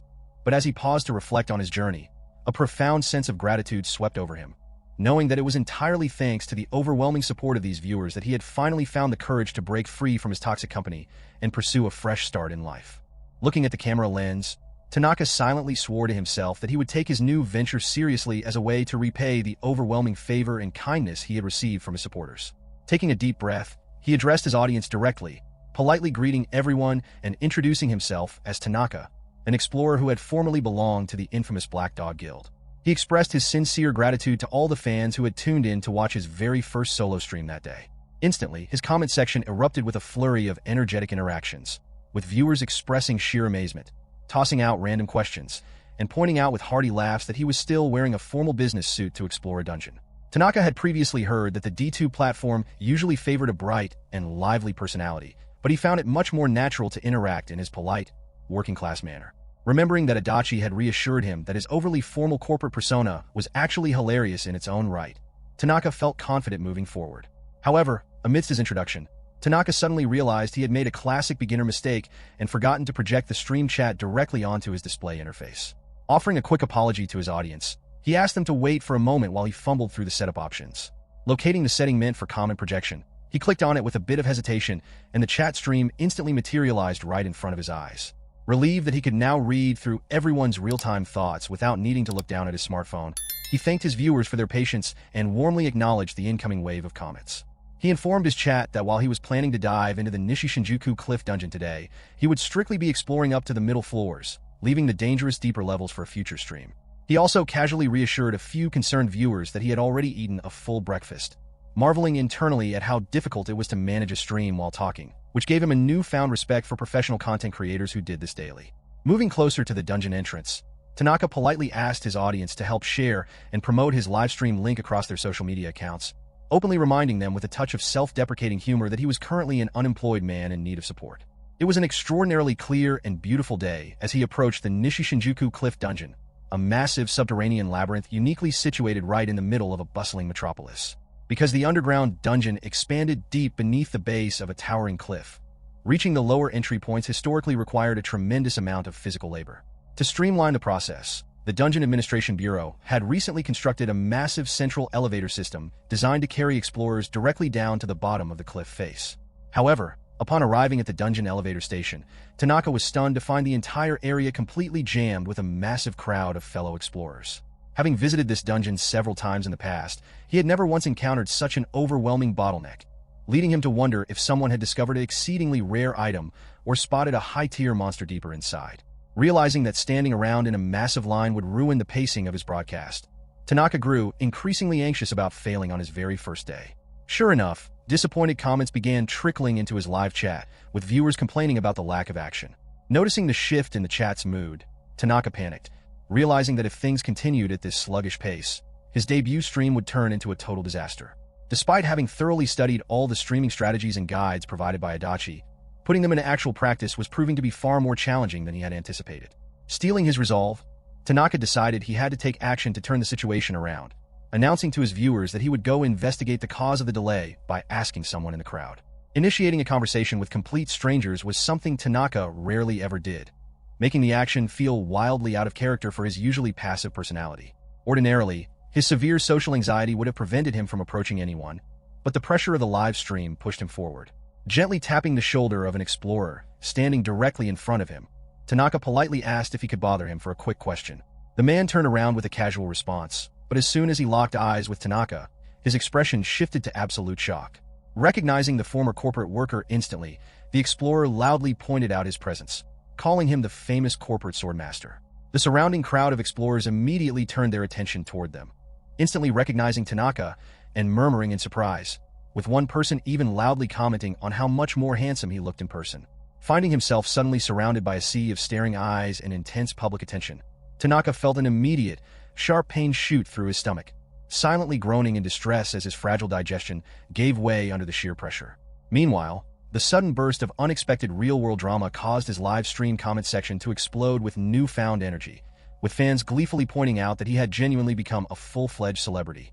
Ignoring his internal panic for a moment, Tanaka politely asked the nearby explorer why the entrance was so unusually packed, to which the man replied by asking if the former corporate slave swordmaster was also planning to dive into the Nishi-Shinjuku cliff today. The explorer expressed his genuine disbelief and delight at how lucky he was to be diving into the dungeon at the very same time as a famous celebrity. Observing the man's excitement, Tanaka pondered the casual nickname Nishi Cliff, wondering if it was short for the Nishi-Shinjuku Cliff Dungeon.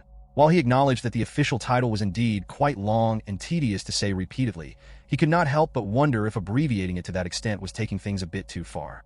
Politely trying to steer the conversation back to his original question, Tanaka asked about the cause of the massive delay, prompting the enthusiastic explorer to laugh heartily and apologize for losing his composure. The man explained that the central elevator leading down into the dungeon entrance had broken down mid-operation. While a few explorer groups had managed to go down earlier in the morning, The mechanical failure occurred halfway through the shift, leaving the system completely unusable and stranding 18 people below with no immediate way to lift them back up. Expressing his sincere thanks to the helpful explorer for the information, Tanaka stepped back to assess his limited options. He realized that waiting around for the maintenance crew to repair the elevator was entirely out of the question, yet abandoning the site to travel to an entirely different dungeon would be an absolute letdown for his audience. Glancing down at his live stream display, he noticed that his chat section was already growing impatient, with various viewers asking chaotic questions while others urged him to hurry up or abandon the broadcast entirely. Tanaka felt a sudden wave of panic as he realized the audience was making hasty decisions on his behalf, threatening to tank his subscriber count before his solo streaming career had even properly begun. However, a sudden realization struck him as he remembered that the detailed reference guide provided by Adachi included specific solutions for handling unexpected equipment failures and broadcast delays. After quickly locating the saved document image on his mobile phone and reviewing the instructions, Tanaka formed a clear plan of action. Heading directly over to the dungeon administration receipt counter, he approached the two female staff members on duty. One of the staff members was currently taking an urgent phone call, confirming that 18 explorers were currently trapped inside the dungeon and that their overall safety had not yet been verified. Stepping up to the desk, Tanaka politely introduced himself and handed over his official identification card, asking the receptionist if she could process his check-in application so he could enter the dungeon. The moment the staff member caught sight of his face, her eyes widened in complete shock as she recognized the famous corporate swordmaster standing before her. Turning excitedly to her colleague, she called out to her co-worker Satomi, loudly proclaiming that the former corporate slave swordmaster was right at their counter, adding that she had personally watched every single one of his viral videos. Tanaka offered an internal sigh, coming to the quiet realization that virtually every single person involved in the dungeon industry now recognized his face, making it increasingly difficult to navigate public spaces quietly. Focusing on the task at hand, Tanaka politely reminded the flustered receptionist about processing his official check-in request. The staff member hesitated, expressing concern that entering the dungeon was currently far too dangerous given the broken elevator system. Tanaka calmly reassured her that everything would be fine and asked her to process the request anyway. Reluctantly, the receptionist scanned his identification card to officially register his entry. Under standard protocol, any individual entering a dungeon was required to submit a formal application to the administration staff on site. While guild-affiliated explorers typically had their administrative paperwork handled seamlessly by their management teams, Tanaka was now operating entirely as a freelance adventurer, meaning he had to handle every step manually without any special treatment. After processing the necessary information, the receptionist handed back his card and confirmed that his official check-in was complete, prompting Tanaka to offer a polite expression of thanks before walking away toward the edge of the towering cliff. Standing near the precipice, Tanaka paused to look down at the massive vertical drop, resolving to strictly follow Adachi's advice by staying calm and doing things the way he always did them. Meanwhile, his live stream viewers reacted with sheer terror as the drone camera captured the dizzying drop of the canyon below. Panicked comments flooded the chat screen, with viewers declaring that a fall into the abyss meant certain death and stating that anyone with a fear of heights would instantly faint. Others assumed the broadcast was effectively over for the day, mockingly commenting that even the famous corporate swordmaster could not overcome a broken elevator system. Standing behind Tanaka near the platform, a small group of waiting adventurers noticed his presence, with a man wearing glasses questioning if that was really the famous swordsman, while a young woman smirked, assuming he was about to give up and leave the area. Without warning, Tanaka stepped forward and leaped headfirst off the edge of the steep cliff, plummeting straight into the canyon below. The gathering crowd of adventurers on the platform stood completely frozen in absolute shock, crying out in disbelief as they watched him jump. As he free fell through the air, his live stream comment section erupted into utter chaos, with terrified viewers screaming that he was going to plunge to his death. Glancing casually at the streaming chat as the wind rushed past his face, Tanaka wondered to himself if he probably should have given his viewers a fair warning before diving off the cliff. However, he quickly recalled Adachi's advice about the paramount importance of maintaining a strong element of surprise during live broadcasts. Seeing how lively and active his chat section had suddenly become, he concluded that the dramatic plunge had been the right decision after all. Demonstrating his incredible agility and physical control, Tanaka expertly bounced off protruding rock formations along the cliff wall to control his downward momentum and guide his descent safely. Turning toward the camera drone floating alongside him, he calmly advised his viewers to brace themselves, warning them that the rapid motion might make them feel a bit dizzy. The panic chat section continued to explode with frantic reactions, with terrified newcomers screaming about the dangerous fall, while longtime fans reassured the crowd that this was not his first time performing such a daring maneuver. Watching the engagement numbers shoot through the roof, veteran viewers gleefully announced that the corporate swordmaster's official live stream had truly begun, encouraging him to keep up the amazing work as he made his dramatic descent into the dungeon below. Another viewer joked that nobody could ever truly get used to watching such a terrifying stunt, while another frantically called for someone to get him motion sickness medication. Others in the chat expressed genuine shock for his safety, pointing out that even though awakened adventurers were unusually tough, a fall at that speed ought to kill anyone. Watching the endless flood of comments pour in, Tanaka thought to himself that while he did not entirely understand everything that was happening, the stream seemed remarkably lively, confirming that jumping off the cliff had indeed been the right move. Noticing the canyon floor fast approaching, Tanaka calmly announced that it was time to begin slowing down his descent. Drawing his sword in midair, he thrust the blade deep into the solid rock face of the cliff and skillfully stepped onto the hilt, riding the sliding weapon downward as sparks flew to friction break his fall. With precise timing, he kicked his feet against the wall to dislodge the blade, executed a graceful flip through the air, and landed onto the solid ground below with a heavy, resounding thud. Letting out a deep sigh of relief, Tanaka casually dusted off his formal business suit and announced that everything was all right.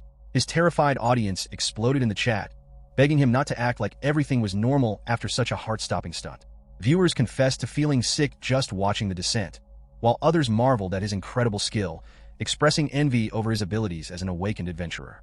However, seasoned viewers quickly pointed out that an average adventurer could never pull off such a stunt, reminding everyone that the Management Bureau had built a central elevator precisely because falling down the cliff face was fatal for almost anyone else. Addressing the camera with his usual polite demeanor, Tanaka awkwardly announced that it was time to officially enter the Nishi-Shinjuku Cliff Dungeon. As he began walking toward the entrance, he humbly apologized for any rough or unpolished moments during the broadcast, expressing his sincere hope that everyone would continue to enjoy the stream.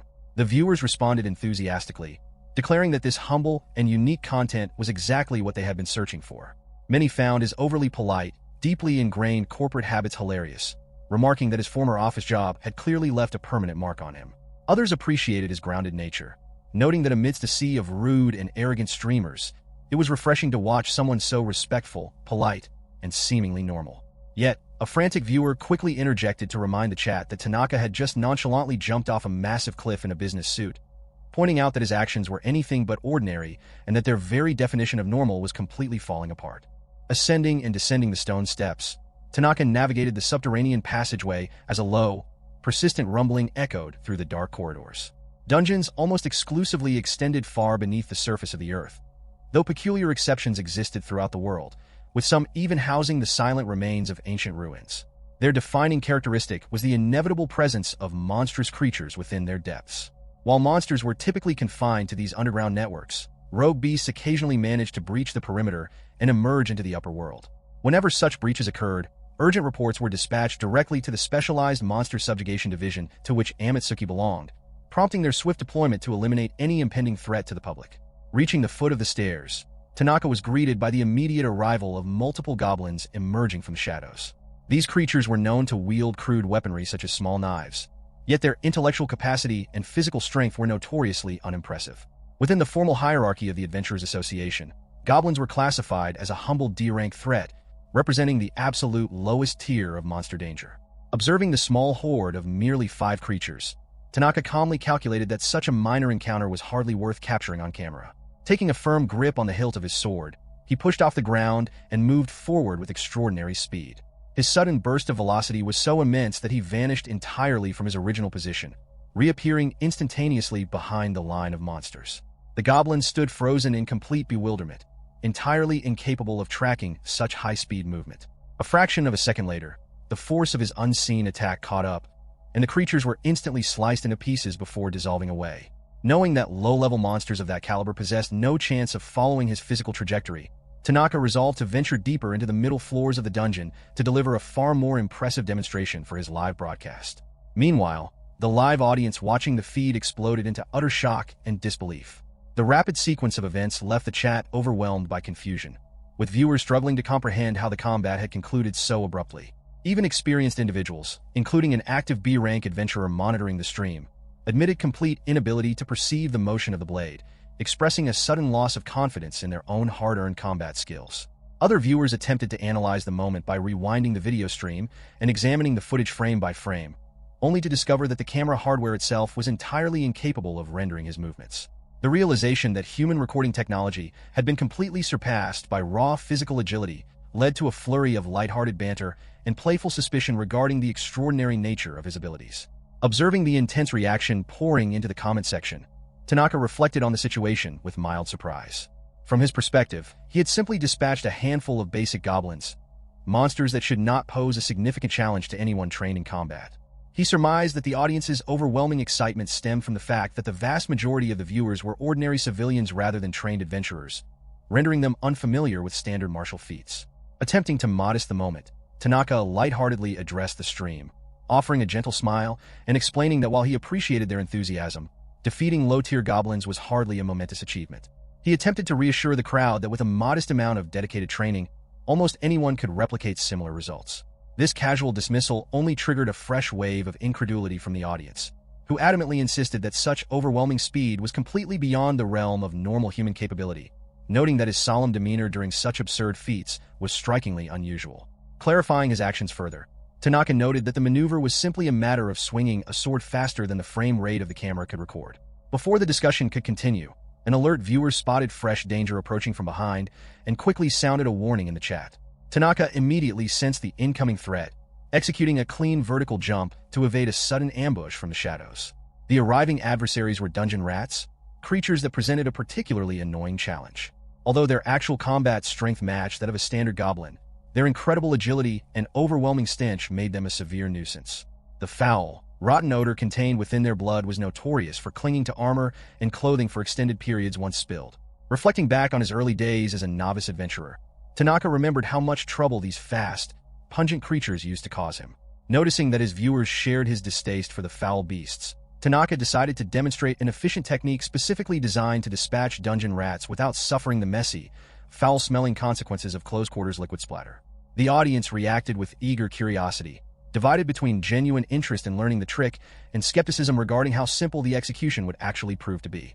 Sensing their target, the dungeon rats let out a harsh, high-pitched squeak and launched themselves through the air in a synchronized assault. With his gaze locked firmly onto the airborne beasts, Tanaka readied his weapon with absolute composure. As the creatures closed the distance, he executed a single, fluid strike with supreme precision. The force of the movement triggered a massive shockwave that blasted the incoming rats into pieces instantly, causing their remains to disperse harmlessly into the ambient air long before any foul liquid could make contact with his person. By swinging his weapon at supersonic speeds, Tanaka had successfully unleashed a powerful shockwave, a localized sonic boom known as the flying blade technique, effectively eliminating the threat cleanly and efficiently without leaving a single trace of stench behind.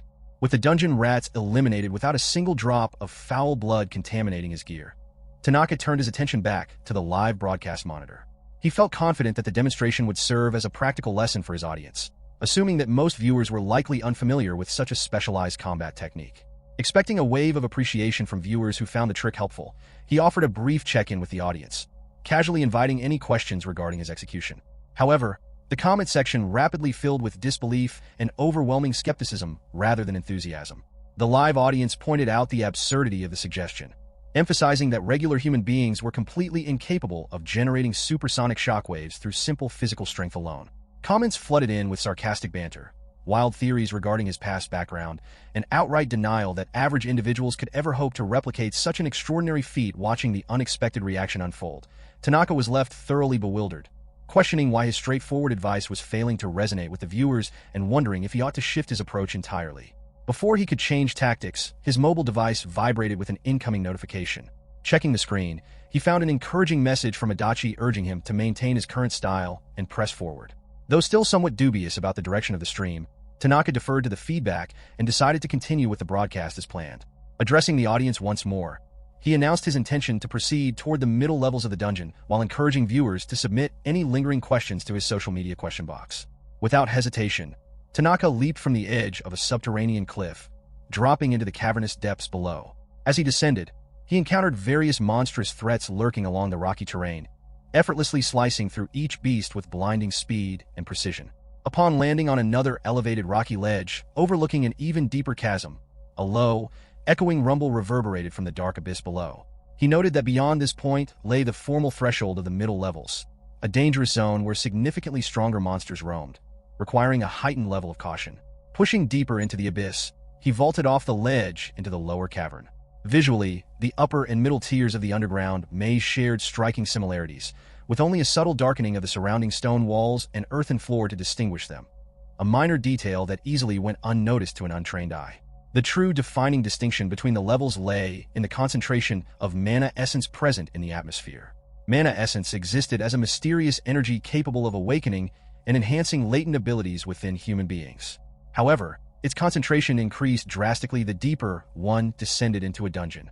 Adventurers who foolishly rushed into the lower depths without proper acclimation risked contracting severe mana essence poisoning, a fatal condition that was tragically common during the early days of dungeon exploration. Much like deep-sea diving or high-altitude mountain climbing, exploring subterranean depths required gradual exposure to allow the human body to naturally adapt to the hostile environment. Taking a moment to educate his audience, Tanaka warned that mana essence sickness remained a very real hazard within the middle levels, as excessive exposure over a short duration could exert severe toxic effects on the body. He strongly advised anyone planning to explore underground ruins to exercise extreme caution regarding environmental exposure. This warning immediately prompted a flurry of memory recalls among the livestream viewers.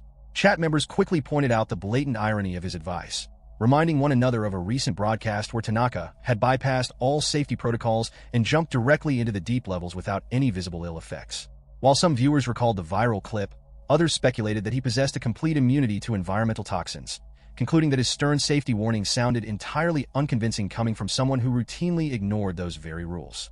Reading the comments calling out his past actions, Tanaka felt a moment of awkward realization, mentally acknowledging that he had indeed performed such a reckless jump. Addressing the chat's point directly, he clarified that his personal body possessed an abnormally high tolerance for mana essence, allowing him to traverse the deep levels without suffering adverse physical symptoms. He sternly added that an ordinary individual attempting the exact same feat would likely suffer violent physical trauma, urging his audience never to attempt such dangerous stunts under any circumstances. Noticing the audience's intense fascination with his abnormal environmental resistance, Tanaka paused his movement, glancing carefully to his left and right to ensure no monsters were lurking nearby. Confirming the immediate surroundings were secure, he decided to address the subject in greater detail. He explained that building resistance to mana essence was simply a matter of prolonged physical exposure, as spending vast amounts of time deep within dungeons allowed the human body to gradually adapt to the toxic atmosphere over time. To illustrate the exact effort required to reach his specific level of tolerance, he offered a direct breakdown of his past regimen, explaining that achieving a comparable level of resistance would require an individual to spend at least 5 consecutive years enduring 350 hours of brutal overtime every single month inside the dungeon depths. Offering a confident smile and a friendly thumbs up to the camera, he assured his audience that subjecting oneself to such an intense, unrelenting routine would naturally grant the human body an impenetrable defense against environmental toxicity. The chat section instantly erupted into collective horror and outrage at the absurd, grueling reality of his past routine. Viewers vehemently rejected the notion, expressing absolute disgust at the thought of such extreme overwork and declaring the proposed training regimen completely unviable for any reasonable human being. The online audience watched the broadcast with a mix of sympathy and disbelief, filling the comment section with observations about the stream host's tragic past. Many noted how painful it was to watch someone who had clearly been reduced to a corporate drone, trapped in a miserable dynamic where the only apparent life choices were suffering from mana sickness or enduring soul-destroying overtime. Observing these incoming messages, Tanaka could not bring himself to blame the audience for their reaction. He knew all too well that he had no desire to ever return to that agonizing lifestyle. Attempting to address their concerns, he explained that building a natural resistance was entirely possible by consuming items found within the depths of dungeons. During his exploration, something in the environment caught his eye, exactly what he needed at that moment. Spotting a luminous cap, Tanaka reached down and picked up the unusual fungus. He explained to his audience that this particular bluish, glowing mushroom grew exclusively inside dungeon environments and was densely packed with mana essence. By ingesting it, a person could directly absorb a portion of that energy. Without hesitation, Tanaka placed the mushroom into his mouth and began to eat it directly on stream. He calmly noted that while the overall texture was somewhat strange, the actual flavor was surprisingly decent. The viewers reacted with immediate shock and disgust. The comment section erupted into chaotic commentary, with people expressing horror that he was consuming the fungus entirely raw. Viewers questioned whether anyone had ever taught him basic survival rules, like avoiding glowing objects, or pointed out that glowing flora was almost never seen above ground in the first place. Others stressed that eating raw dungeon material was universally considered a dangerous error, recalling public incidents where individuals ended up hospitalized for trying similar stunts. Some viewers humorously remarked on his mouth physically glowing, while others pointed out that even safe, ordinary mushrooms were never supposed to be eaten uncooked. As he continued chewing, Tanaka realized from the flood of panicked messages that the audience was genuinely disturbed by his actions. Clarifying his process, he explained that anyone attempting to consume such fungi needed to take it very slowly, as absorbing mana essence too rapidly could easily result in severe poisoning. In reality, Tanaka's unusual dietary habit was born out of extreme desperation. During his time as an overworked corporate employee, his daily schedule had been so absurdly relentless that he lacked even the basic time required to sit down for a proper meal. Out of sheer necessity, he had resorted to eating raw dungeon flora just to keep going. He vividly remembered how, in the beginning, the habit had caused him to collapse repeatedly from agonizing stomach pain, including one severe incident where he nearly lost his life. However, after enduring 3 brutal years at his former job, his digestive system underwent a complete transformation. His body gradually adapted to the harsh conditions to the point where he no longer experienced stomach aches, even when eating raw dungeon plants. It was a bizarre testament to the sheer limits of human adaptability. The streaming audience quickly put the pieces together, realizing that they were witnessing the painful, secret origin behind the legendary strength of the adventurer, known as Coreword. The chat was filled with awe and pity, as viewers acknowledged that no ordinary person could ever duplicate such a dangerous training method without dying in the process. One spectator recalled their own attempt to venture into the lower levels of a dungeon just days prior, only to succumb to severe nausea within 5 minutes. Deeply moved by his tragic past, a viewer sent a monetary donation along with a message expressing how heartbreaking his story was, urging Tanaka to use the money to buy himself a proper, delicious meal. The appearance of this donation sparked confusion among other viewers, who wondered how and when the channel had unlocked the ability to receive paid contributions. Tanaka himself was caught completely off guard by the notification. Recalling the administrative documents provided to him by Adachi, he remembered reading about a specific monetization feature that allowed audience members to send direct financial support to streamers. He had never truly expected anyone to use it on his channel, yet the monetary gifts were actively coming in. Realizing he needed to show proper gratitude, a flustered Tanaka expressed his sincere thanks for the paid message, promising the audience that he would use the funds to treat himself to a good meal. He acknowledged that the feature had only been unlocked thanks to the continuous support of his community, bowing deeply to express his heartfelt appreciation. Suddenly, a series of bright notification sounds echoed through the broadcast as a rapid wave of fans began sending back-to-back monetary donations. Staring at the screen in disbelief, Tanaka felt tears welling up in his eyes. Overwhelmed by emotion, he wiped his face and quietly apologized to the viewers for breaking down on camera. Deep inside, a powerful realization washed over him. Every single hardship, painful night, and brutal experience he had endured in his past was finally paying off. He had never experienced such genuine kindness from so many people before in his life, and he felt immensely grateful that he had taken the leap to quit his soul-crushing corporate job to pursue streaming full-time.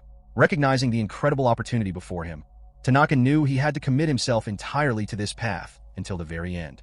Standing tall, he offered his deepest thanks once more, promising the audience that he would push himself to the absolute limit to ensure his content always lived up to their expectations, bowing deeply as he requested their continued support. The chat responded with a mixture of amusement and warmth, teasing him for being so intensely polite that it was almost embarrassing to watch, while eagerly promising to tune in for all of his future broadcasts. Viewers urged him not to work himself to the point of exhaustion and to take better care of his physical health, though others jokingly pointed out that the only ones actually getting their bones crushed were the dungeon monsters he fought. Ultimately, many in the audience conceded that they were becoming completely addicted to watching his streams. The stream was alive with enthusiasm as viewers flooded the comment section with praise, declaring that the host had completely outclassed every dungeon streamer who came before him, while another fan proudly announced plans to take on a part-time job just to send financial support.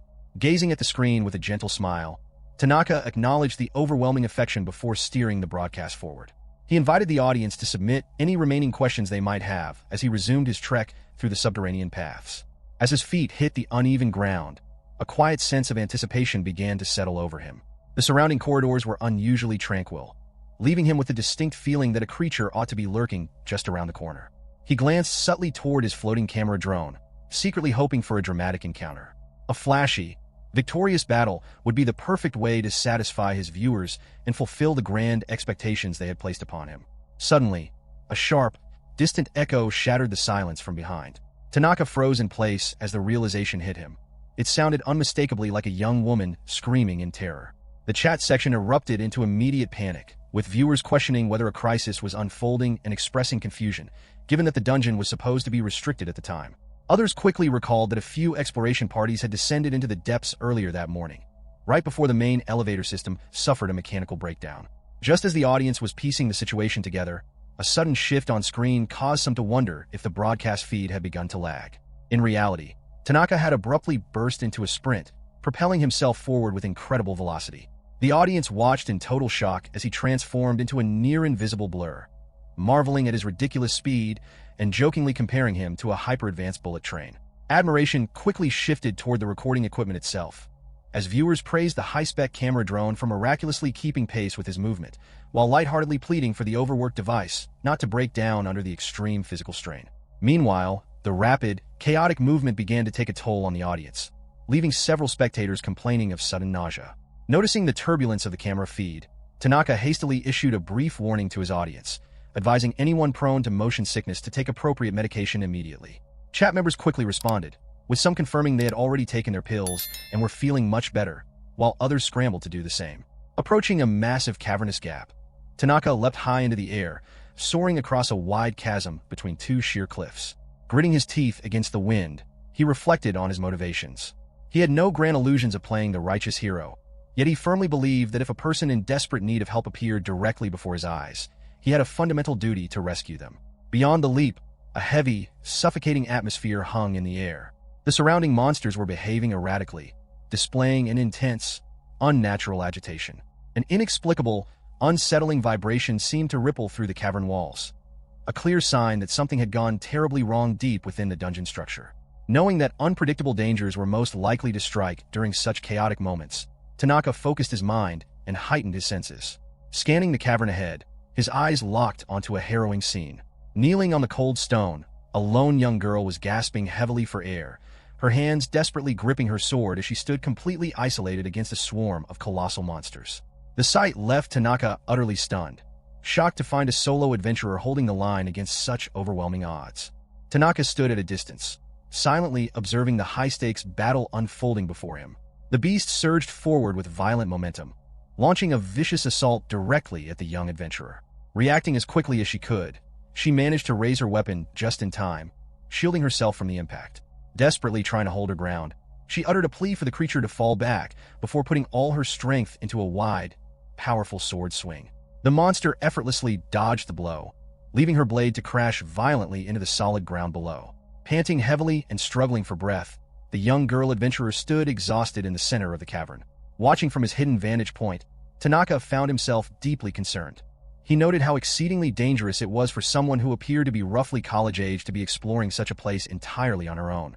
As he watched, a flood of real-time comments from his live stream audience began pouring in, pointing out the irony of his worry. Many viewers remarked that he was hardly one to talk, considering he had a well-documented history of delving into the deepest levels of the dungeon without any companions. Others quickly came to his defense, reminding the chat that Tanaka was a unique case altogether. They explained that his previous Black Company employer had essentially forced him into those hazardous solo dives against his will, rather than it being a choice he had willingly made. The online community continued to debate the severity of the situation. While going solo in the safety of the upper levels was a manageable risk, venturing past the middle levels alone was widely regarded as absolute suicide. Dungeons were not simply inhabited by hostile creatures. They were treacherous labyrinths filled with deadly traps and unpredictable hazards. In a party of two or more, adventurers could watch each other's blind spots and offer mutual support, but a solo explorer had no safety net. Even a single minor mistake could instantly result in death. Despite the superficial resemblance a dungeon dive might have to a video game, the reality was stark and unforgiving. Once a person died, there were no second chances or second lives. Returning his focus to the battle, Tanaka evaluated the girl's combat capabilities. She was undeniably skilled and holding her own remarkably well, but the opposition was simply far too overwhelming. She was facing ogres, formidable, demon-type monsters standing over 2 meters tall, blessed with immense physical strength and a surprisingly cruel intelligence. A single ogre was already considered a dangerous adversary. Making matters exponentially worse, there were 10 of them coordinated in a unified group. They were strategically encircling the girl, calculatedly wearing down her stamina so that any attempt at escape would be completely impossible. The stream comments surged once more, filled with alarm and confusion. Viewers recognized the monstrous creatures as ogres and began asking why such high-tier threats were appearing in this specific location. Multiple people pointed out that ogres normally inhabited the much deeper, lower levels of the dungeon, making their presence here in the middle levels extremely unusual. The consensus rapidly formed that they were witnessing an irregularity, raising the panic level among the viewers. Tanaka silently agreed with the audience's assessment. An irregularity was precisely what was occurring, a rare phenomenon where the established logic of the dungeon broke down. One of the most common manifestations of an irregularity was a massive spawn or migration of high-level monsters appearing in upper or middle sectors where they had no business being. At that moment, an ogre lunged aggressively toward the girl. She managed to dodge the initial strike, but another ogre had already positioned itself right beside her. Swinging a massive wooden club with terrifying speed, the beast struck her. Although she raised her sword in time to block the blow, the sheer physical force of the heavy impact knocked the weapon directly out of her hands, sending it flying across the ground. Left completely disarmed, she could only watch in terror as her sword landed out of reach. The ogre towering in front of her seized the opportunity, extending its massive hands forward until its fingers were inches from her face. Before the creature's claws could make contact, Tanaka made his move. Stomping his feet forcefully into the ground to build explosive momentum, he launched himself forward across the cavern at blistering speed. The ogre snapped its massive hand shut, believing it had captured the girl. However, when the monster opened its palm to inspect its prize, it found nothing but empty air. A sudden, violent gust of wind whipped past the beast, generated by Tanaka's incredible acceleration. Looking over, the ogre saw Tanaka already several paces away, carrying the girl safely in his arms. In the very next fraction of a second, a blinding slash cut through the air. The ogre's eyes were sliced open before it could even process what had happened. Within a single beat of a heart, the massive creature's entire body was systematically dismantled, falling apart into sliced pieces.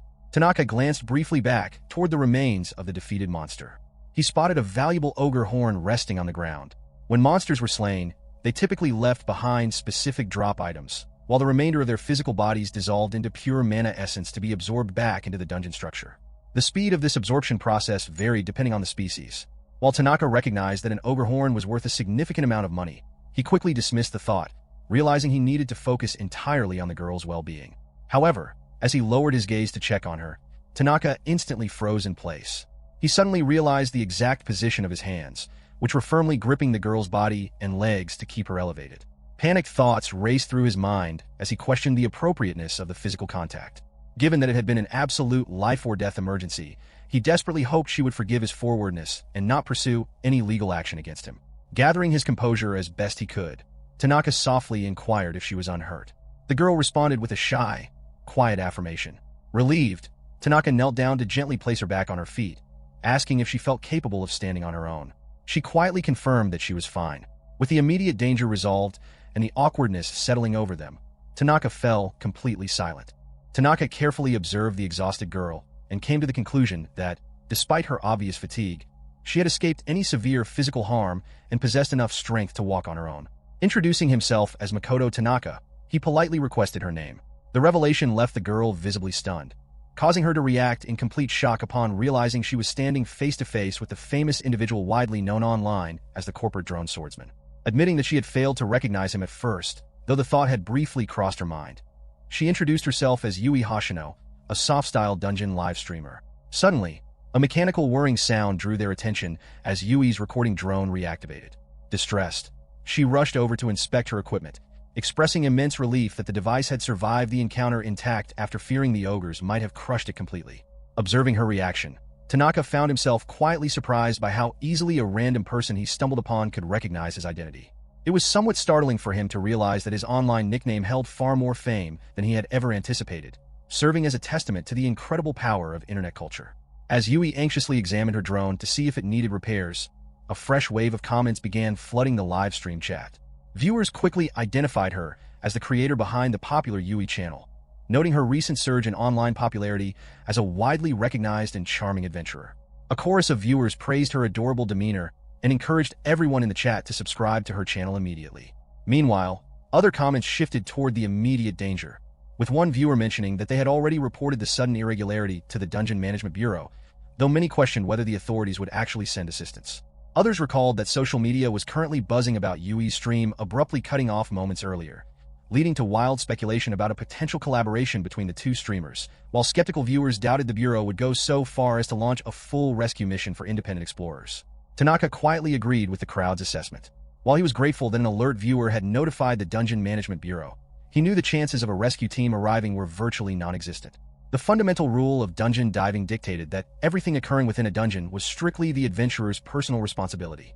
Anyone unwilling to accept that grim reality had no choice but to join an official guild. Though Tanaka reflected bitter memories of his own former guild, knowing they would never have lifted a single finger to save anyone either. Curious about how she had gotten trapped in such a treacherous position, Tanaka asked how she found herself surrounded by high-level monsters. Yui explained in a shaky voice that she was equally baffled by the situation. She detailed how she had simply been broadcasting a routine livestream in the middle levels when an ogre unexpectedly ambushed her out of nowhere. Holding back tears, she admitted that she had never ventured into the dangerous lower levels in her entire life. Terrified, she had fled for her life, but the relentless creatures kept pursuing her deeper and deeper into the dungeon until she was completely cornered with nowhere left to run. Listening to her emotional ordeal, Tanaka felt a strong pang of empathy, understanding firsthand the deep terror she must have experienced, as he remembered frequently feeling that same overpowering fear when he first began delving into dungeons.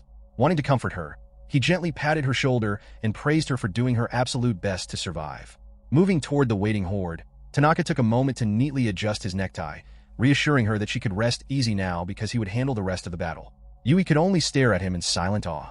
Ahead of them, the remaining ogres were visibly trembling with fear after spotting the severed horn of their fallen comrade lying on the ground.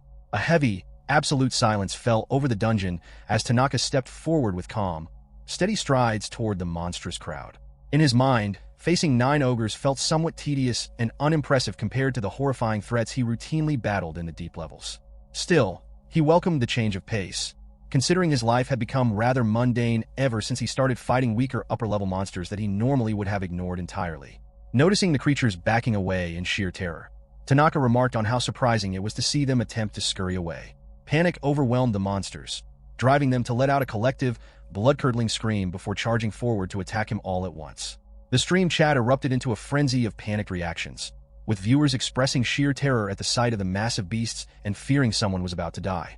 However, longtime fans reassured the newcomers to feast their eyes, promising that their favorite corporate drone was about to put on an unforgettable display of skill, while eager viewers begged others to record clips of the impending fight and sent financial donations to cheer Tanaka on. As the first ogre lunged aggressively toward him, Tanaka locked his eyes onto the creature with intense focus. In an instant, his body vanished into thin air, reappearing behind the beast faster than the human eye could track. Before the ogre could even realize what had occurred, Tanaka delivered a single, blinding sword stroke that sliced the massive monster cleanly in half. The beast's bisected body collapsed heavily to the stone floor in 2 separate pieces. Without giving him a moment to rest, the remaining ogres charged in unison, completely encircling Tanaka and swinging their massive wooden clubs at him simultaneously from every direction. Unfazed by the coordinated assault, Tanaka calmly noted that their movements were far too slow. Leaping gracefully into the air, he flipped his body over their heads to dodge the oncoming blows with effortless ease. Mid-air, he hurled his sword straight down, pinning the ogre's heavy weapons firmly to the ground with incredible precision. Landing smoothly, Tanaka reclaimed his blade in a fluid motion, instantly rising into a fighting stance directly in front of the horrified monsters' faces. In a single fluid motion, Tanaka delivered a swift double kick straight into the faces of 2 nearby ogres, the intense force of the impact instantly shattering their heavy jaws and cracking their thick skulls. The remaining monsters desperately surged forward in a final, frantic charge to overwhelm him.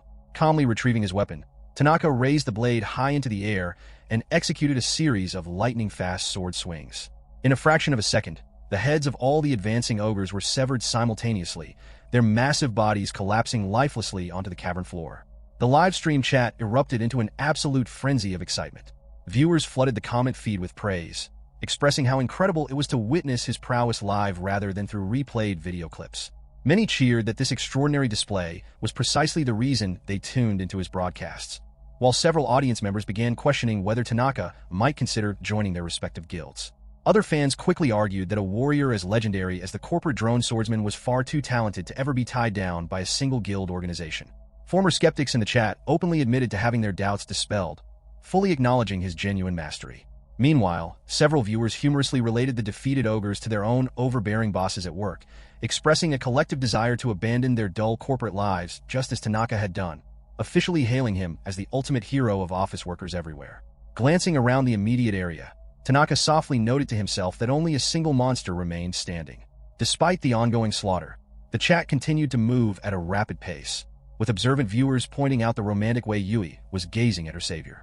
Many joked about her completely smitten expression, while devoted fans playfully mourned the loss of their favorite streamer's heart. Other commenters admitted that they found themselves making the exact same swooning face in their own mirrors, humorously realizing that Tanaka's incredible heroics were causing everyone in the audience, regardless of gender, to fall completely in love with him.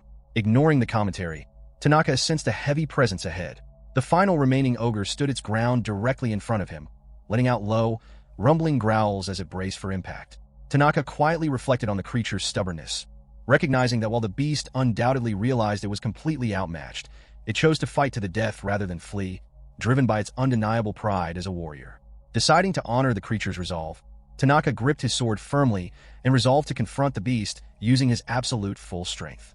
The ogre's eyes widened in sheer shock as Tanaka sheathed his blade and dropped into a low, focused battle stance. In Tanaka's mind, he understood that the monster likely perceived his sheathed weapon as a massive opening to exploit. In reality, taking this specific posture was equivalent to pressing the barrel of a loaded gun directly against the creature's head, where pulling the trigger would mean instantaneous demise.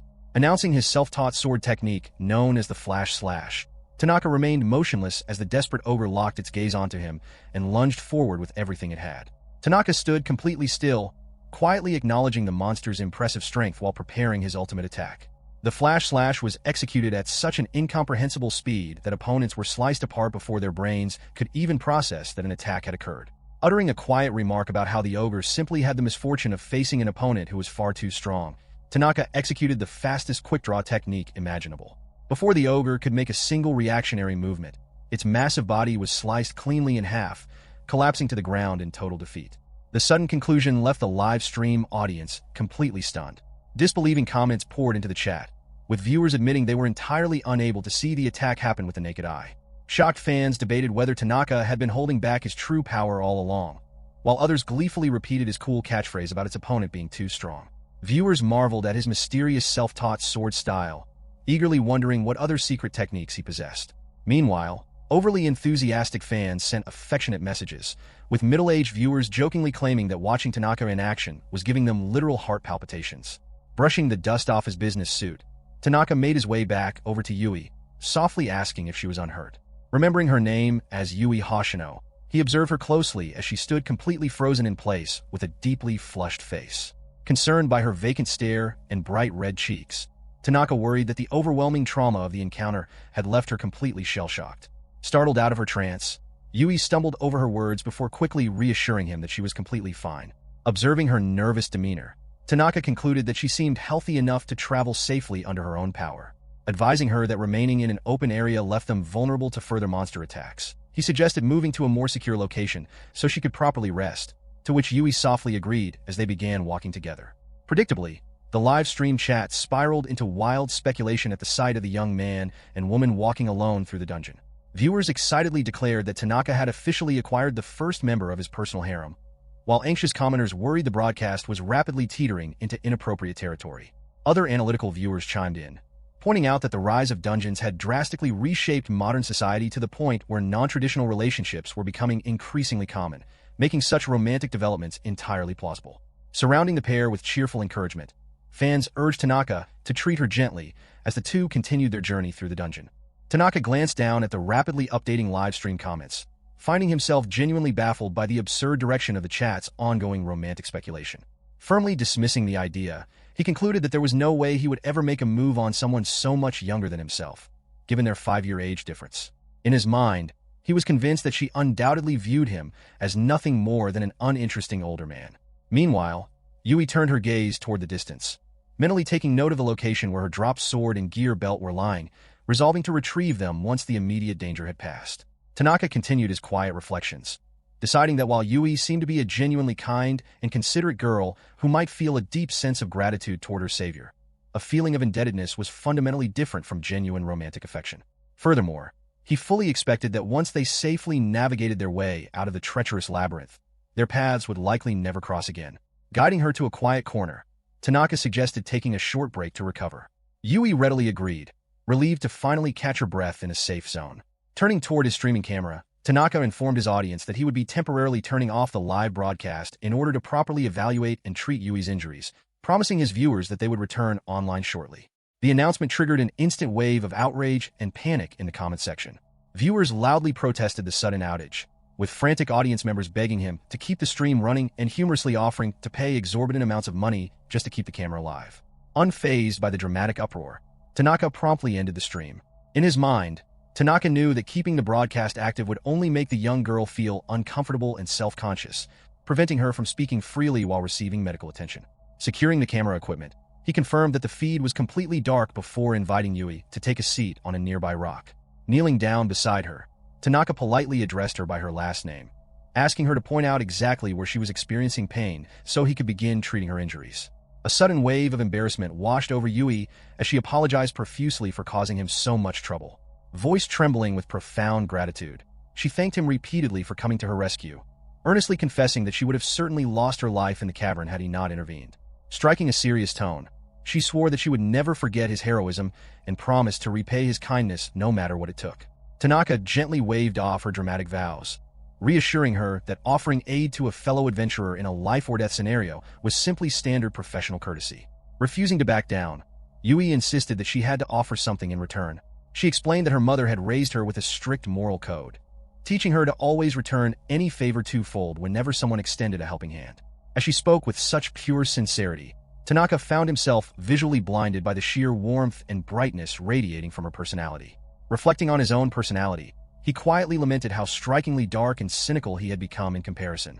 While he vaguely recalled possessing a similar idealistic enthusiasm in his younger years, endless time spent slaving away as an exploited corporate drone had thoroughly drained the warmth from his heart. Heavy, relentless labor possessed a terrifying ability to permanently alter a person's character, and Tanaka silently hoped that Yui would never be forced to endure the soul-crushing conditions of a toxic work environment like the one he had escaped.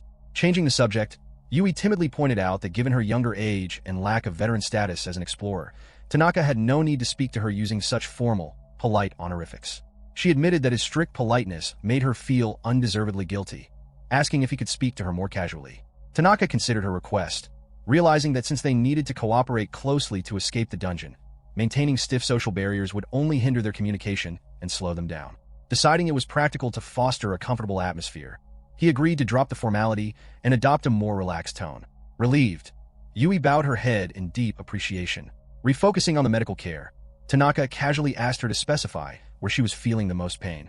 Yui indicated her lower leg, explaining that one of the ogres had managed to land a heavy blow directly against her limb during the chaos. Inspecting her leg closely, Tanaka noted severe swelling around the impact area, acknowledging how painful the injury must be. Informing her that he would heal it immediately, he reached into his pack, pulled out a small glass bottle, and unstoppered the top. Recognizing the rare liquid inside, Yui gasped in total shock, realizing it was a high-grade healing potion. Distressed by the thought of using such an expensive item on herself, she frantically tried to decline, insisting that the item was far too valuable to waste on her minor injuries. Tanaka quickly put her mind at ease, assuring her that he possessed plenty of extra supplies in his inventory. Expressing her humble gratitude once more, Yui accepted the treatment as Tanaka carefully applied the liquid to her swollen skin. Potions were highly sought-after magical remedies crafted from exotic raw materials gathered deep within dungeons. While refined versions could be purchased in surface markets, their prices were notoriously steep, making them a luxury item. Although wealthy guilds routinely provided their members with medical supplies, Tanaka remembered with quiet bitterness that his former employer had never provided him with a single bottle. Driven by necessity, he had learned the delicate art of potion making on his own, because his corporate superiors frequently sent him on dangerous solo missions into the deepest levels. Acquiring rare, high-quality monster materials had never been a problem for him. While strict dungeon laws strictly prohibited unauthorized extraction and commercial sale of raw materials, creating and consuming handmade potions for personal field use remained entirely legal. Within moments of applying the solution, Tanaka announced that the treatment was complete. Yui watched in utter amazement as the intense swelling vanished completely before her eyes. Instructing her to test her mobility, Tanaka urged her to try moving her leg around. Cautiously testing her foot, Yui's eyes widened in sheer disbelief as she discovered that the lingering agony had disappeared entirely. Overjoyed, she stood up and bounced lightly on her feet, celebrating the fact that she could move without feeling even a hint of pain. Tanaka smiled warmly, expressing genuine relief that the treatment had worked so effectively. However, as he looked up at her standing before him, his expression suddenly hardened as his eyes caught sight of something unexpected. As Yui jumped up and down in celebration of her fully healed leg, Tanaka inadvertently noticed her chest bouncing from the enthusiastic motion. Quickly looking away to maintain his composure, he quietly congratulated himself on having the foresight to turn off the streaming camera before such an awkward moment could be broadcast to his audience. Turning his focus back to their situation, he asked her why she had ventured into such a hazardous area entirely on her own, pointing out that while he was hardly one to talk about avoiding danger, exploring the middle levels without a party was an extraordinarily risky endeavor.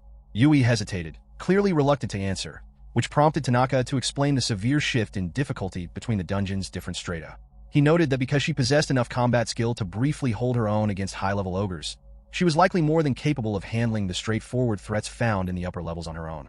However, the middle levels were a completely different story. Even if an explorer possessed enough physical strength to beat a middle-level monster in a direct head-to-head confrontation, the creatures in these deeper sectors relied on far more cunning tactics, including sudden ambushes from behind, long-range sniper attacks, deadly poisons, and hidden floor traps. In his mind, Tanaka recognized that these underhanded survival tactics would prove overwhelmingly difficult for an honest and straightforward girl like her to navigate alone. Looking down at the ground in shame, Yui humbly apologized, admitting that she was fully aware of how reckless it was for someone of her skill level to wander into such dangerous territory. She confessed that her streaming channel had been struggling with low viewership while she remained in the upper levels, driving her to venture deeper into the dungeon out of sheer desperation to attract an audience. Tanaka nodded in understanding, acknowledging her desire to grow her viewer count, but sternly reminded her that no amount of online fame was worth risking her life over. Assuming she was still a student, he gently advised her that she did not need to push herself to such extreme lengths just to chase internet clout. However, Yui shook her head in disagreement, revealing the heavy personal burden she carried behind the scenes.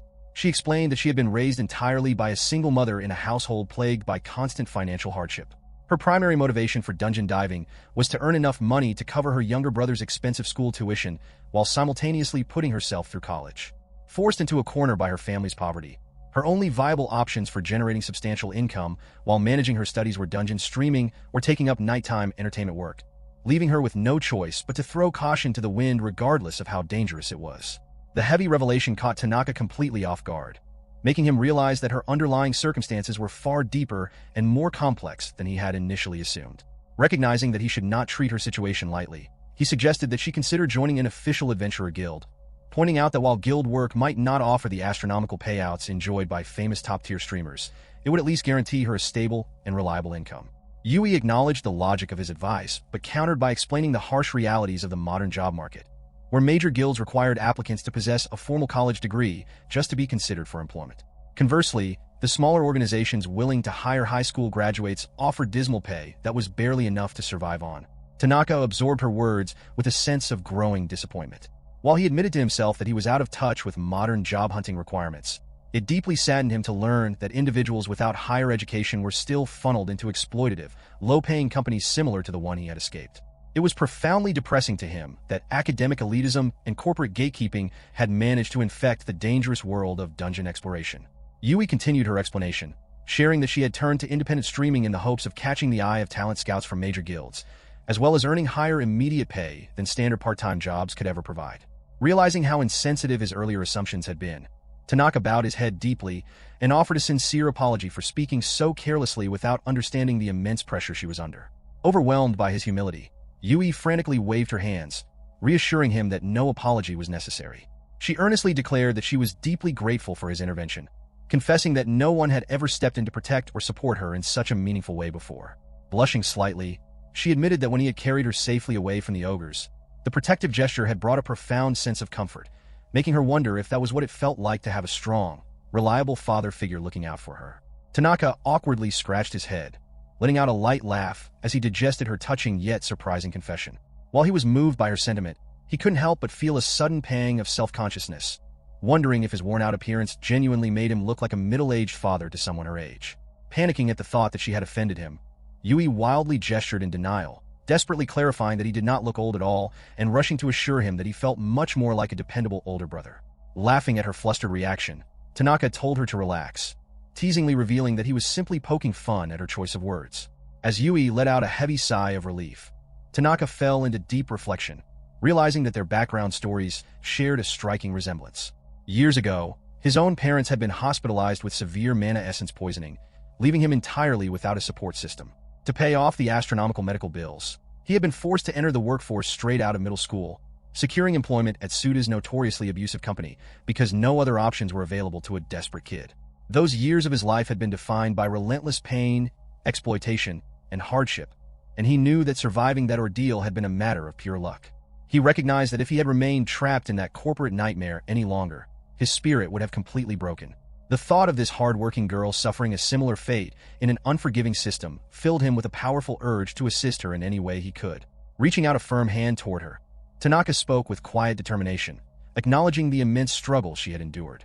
Promising that while he could never replace a father, he swore to protect her from every thread inside the labyrinth until they both made it safely back to the surface. He assured her that he would never abandon her side, telling her with absolute confidence that she could rely on him completely. Yui's cheeks flushed a bright, radiant pink as she fumbled over her words, stammering out a shy response while thanking him profusely for taking such good care of her. Observing her sudden change in behavior, Tanaka found himself deeply perplexed, wondering why her face had turned so utterly red and anxiously questioning whether he had inadvertently said something insensitive or out of line. Deciding to shift his attention back to their primary task, Tanaka pulled out his phone, reflecting on how resuming the live broadcast would be the most efficient method to keep the public and dungeon authorities informed of their current status and ongoing safety.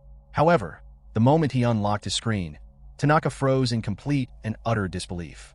Staring at his phone in absolute horror, he involuntarily blurted out an expression of total shock at the sight unfolding on his display. The live stream chat was moving at a terrifyingly rapid pace, practically exploding with thousands of teasing messages from his audience. Viewers gleefully pointed out that Tanaka had just delivered what sounded like an intense, impassioned romantic confession, repeating his dramatic promise to never leave her side and laughing about how smoothly he was making the poor girl fall for him. Male audience members jokingly admitted that even their own hearts had skipped a beat hearing such a powerful pickup line, pointing out that even Tanaka's own ears were turning red on camera. A unanimous wave of affection swept through the comments section as fans humorously admitted to transforming into love-struck admirers, marveling at the creation of yet another iconic quote to add to the growing archive of legendary lines spoken by the corporate drone swordsman. As the chat continued to scroll, the tone shifted toward overwhelming warmth and praise for Yui's pure-hearted personality.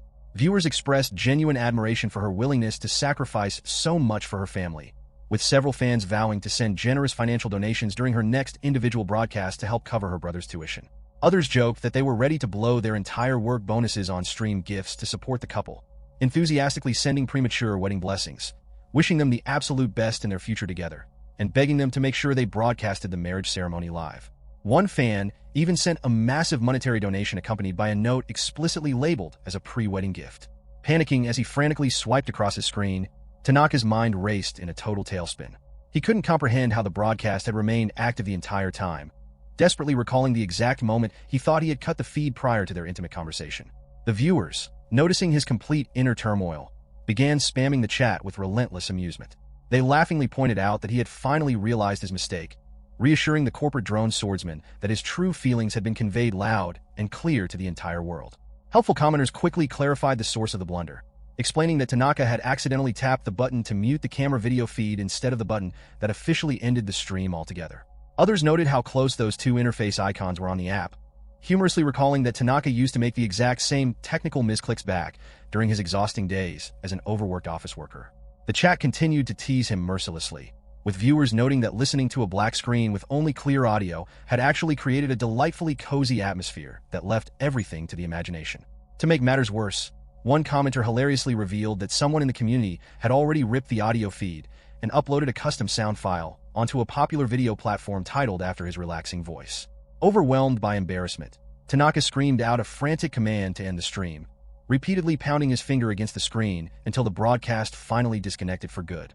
Dropping his hands, he took a deep breath, inwardly groaning in utter defeat over the fact that his clumsy habits from his corporate drone days had resurfaced to cause such a massive slip-up.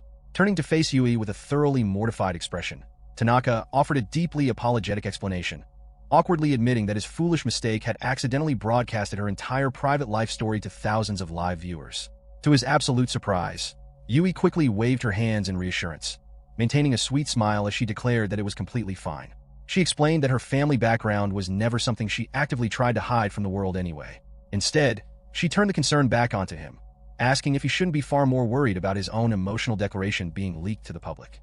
Tanaka tilted his head in genuine confusion, entirely failing to grasp why she was worrying about such a strange detail. Responding with characteristic straightforwardness, He explained that he had nothing to worry about because he hadn't said a single word that could possibly get him into trouble. He casually added that every single promise he had made to her was completely honest and came straight from the bottom of his heart. His completely earnest, unfiltered words landed like a direct physical strike straight into Yui's heart. Overwhelmed by the absolute sincerity of his declaration, she froze on the spot, her mind going entirely blank as she drifted off into a wide-eyed trance, completely dazed by what she had just heard.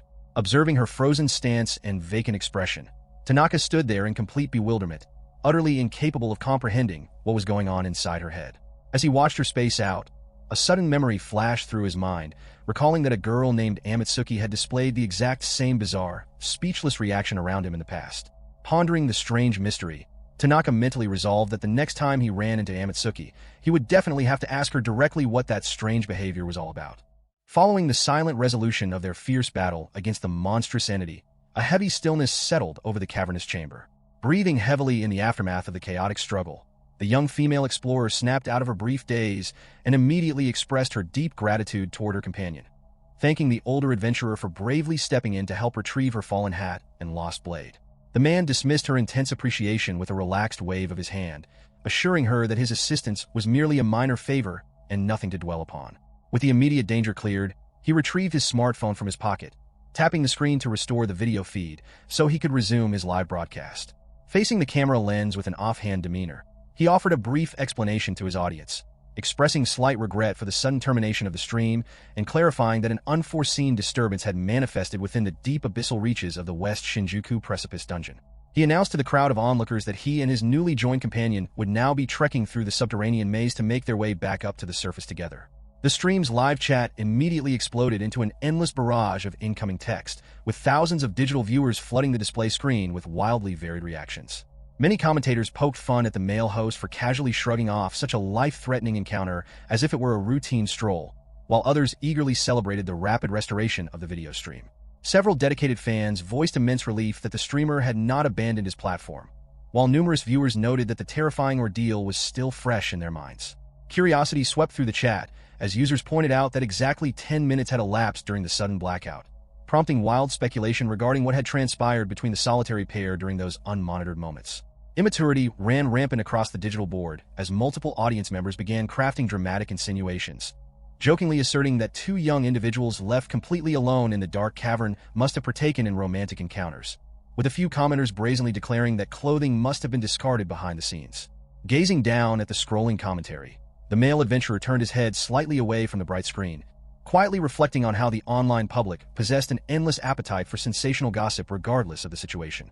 Pondering his next physical course of action, he directed his gaze toward the far ceiling of the subterranean realm, mentally calculating the most direct route to safety.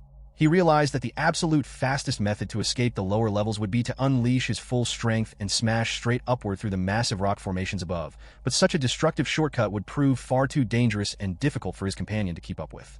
Realizing that their journey back up the steep walls would inevitably take significantly longer than his initial downward descent, he turned to face the young woman directly, inquiring about her current physical condition and asking whether she possessed enough remaining stamina to sprint out of the cave under her own power.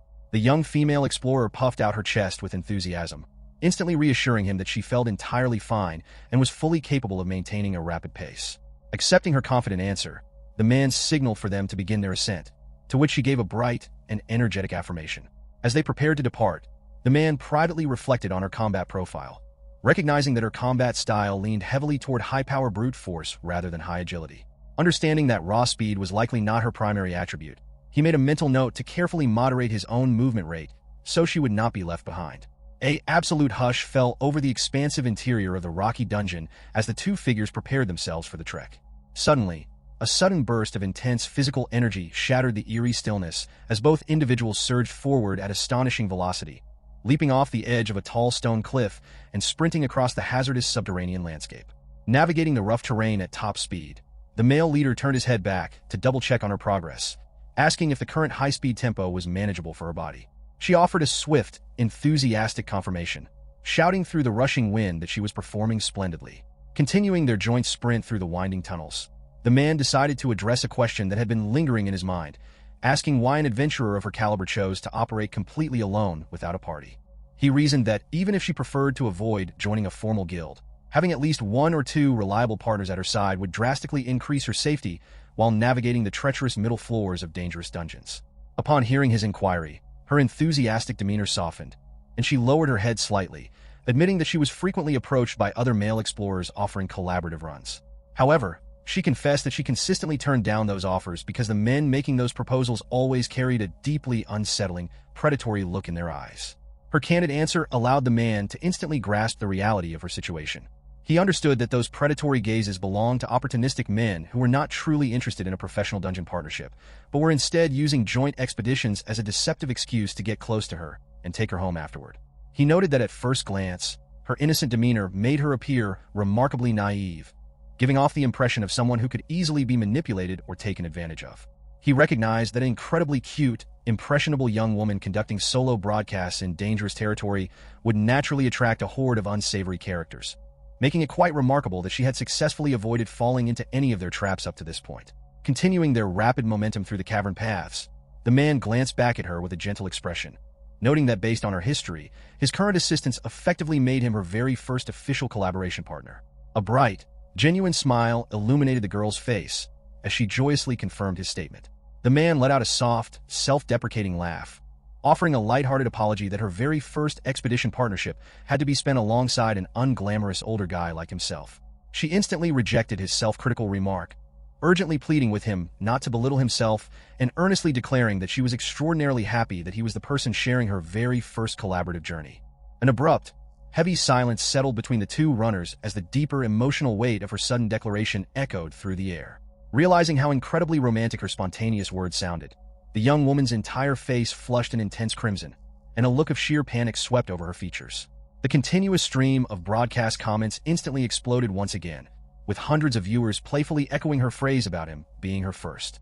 Numerous fans remarked on her overwhelming purity, expressing a collective desire to see her protected from harm, while others playfully envied the older adventurer for hearing such a breathtaking confession firsthand. Commenters noted that the two made an extraordinarily compatible duo, with several viewers admitting that their own hearts were pounding from the adorable interaction and begging the veteran explorer to ensure the cute young streamer made it back to the surface alive. Observing the relentless wall of teasing messages flowing across his phone screen, the male adventurer let out a heavy, weary sigh. Deep down inside his own mind, he dismissed the audience's dramatic conclusions, firmly believing that there was absolutely no rational possibility that such an extraordinarily attractive young woman could harbor genuine romantic feelings for a plain older individual like himself. He quietly wished that his online audience would adopt a far more grounded and realistic perspective on the situation. Meanwhile, the young woman fell into a state of total panic, frantically covering her flushed face with both hands while stammering out a desperate apology, explaining that her embarrassing words had simply slipped out without her thinking. The man offered her a calm, reassuring smile, gently advising her not to worry about the awkward phrasing, pointing out that the watching audience seemed to thoroughly enjoy the sweet interaction. However, the young woman paused, looking up at him with immense sincerity as she softly clarified that despite her terrible delivery, her heartfelt sentiment had been completely genuine. Before the male explorer could fully process the gravity of her earnest confession, a sudden shift in the surrounding environment caught his attention, causing his eyes to narrow as he detected an unexpected anomaly in the path ahead. Abruptly halting his rapid momentum along the subterranean pathway, the veteran explorer came to a complete standstill, a sudden action that deeply startled his young companion. She looked at him with intense confusion, her eyes wide as she silently questioned the sudden stop. He immediately raised a finger to his lips, issuing a sharp instruction for her to remain utterly silent because he had detected the subtle echoes of distant voices.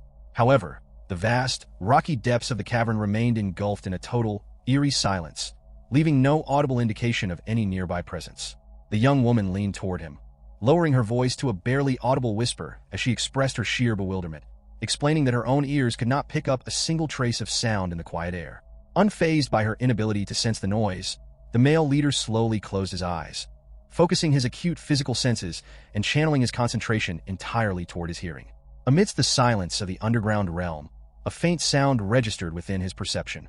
Opening his eyes, he gestured decisively toward a specific direction along the dark corridor, confirming that the noise originated from that path. His companion remained utterly baffled, raising her hands in utter shock at his uncanny ability to locate something entirely invisible to her. Simultaneously, the live broadcast feed erupted with a continuous wave of bewildered messages from the online audience. Viewers flooded the chat box, expressing their shared confusion and stating that they heard absolutely nothing through their audio speakers. Several fans mentioned that even after maxing out the volume levels on their individual devices, the broadcast remained completely silent.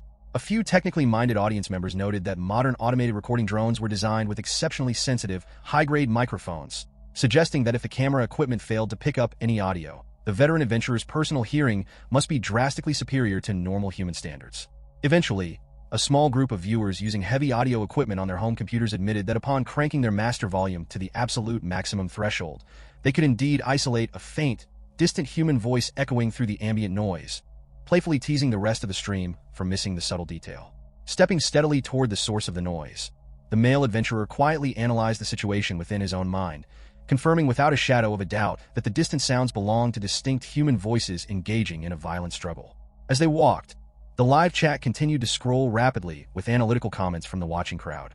Viewers questioned how any individuals could possibly be present within such a dangerous, deep section of the maze, while others recalled official news reports stating that several organized groups of licensed adventurers had descended into the subterranean depths early that morning.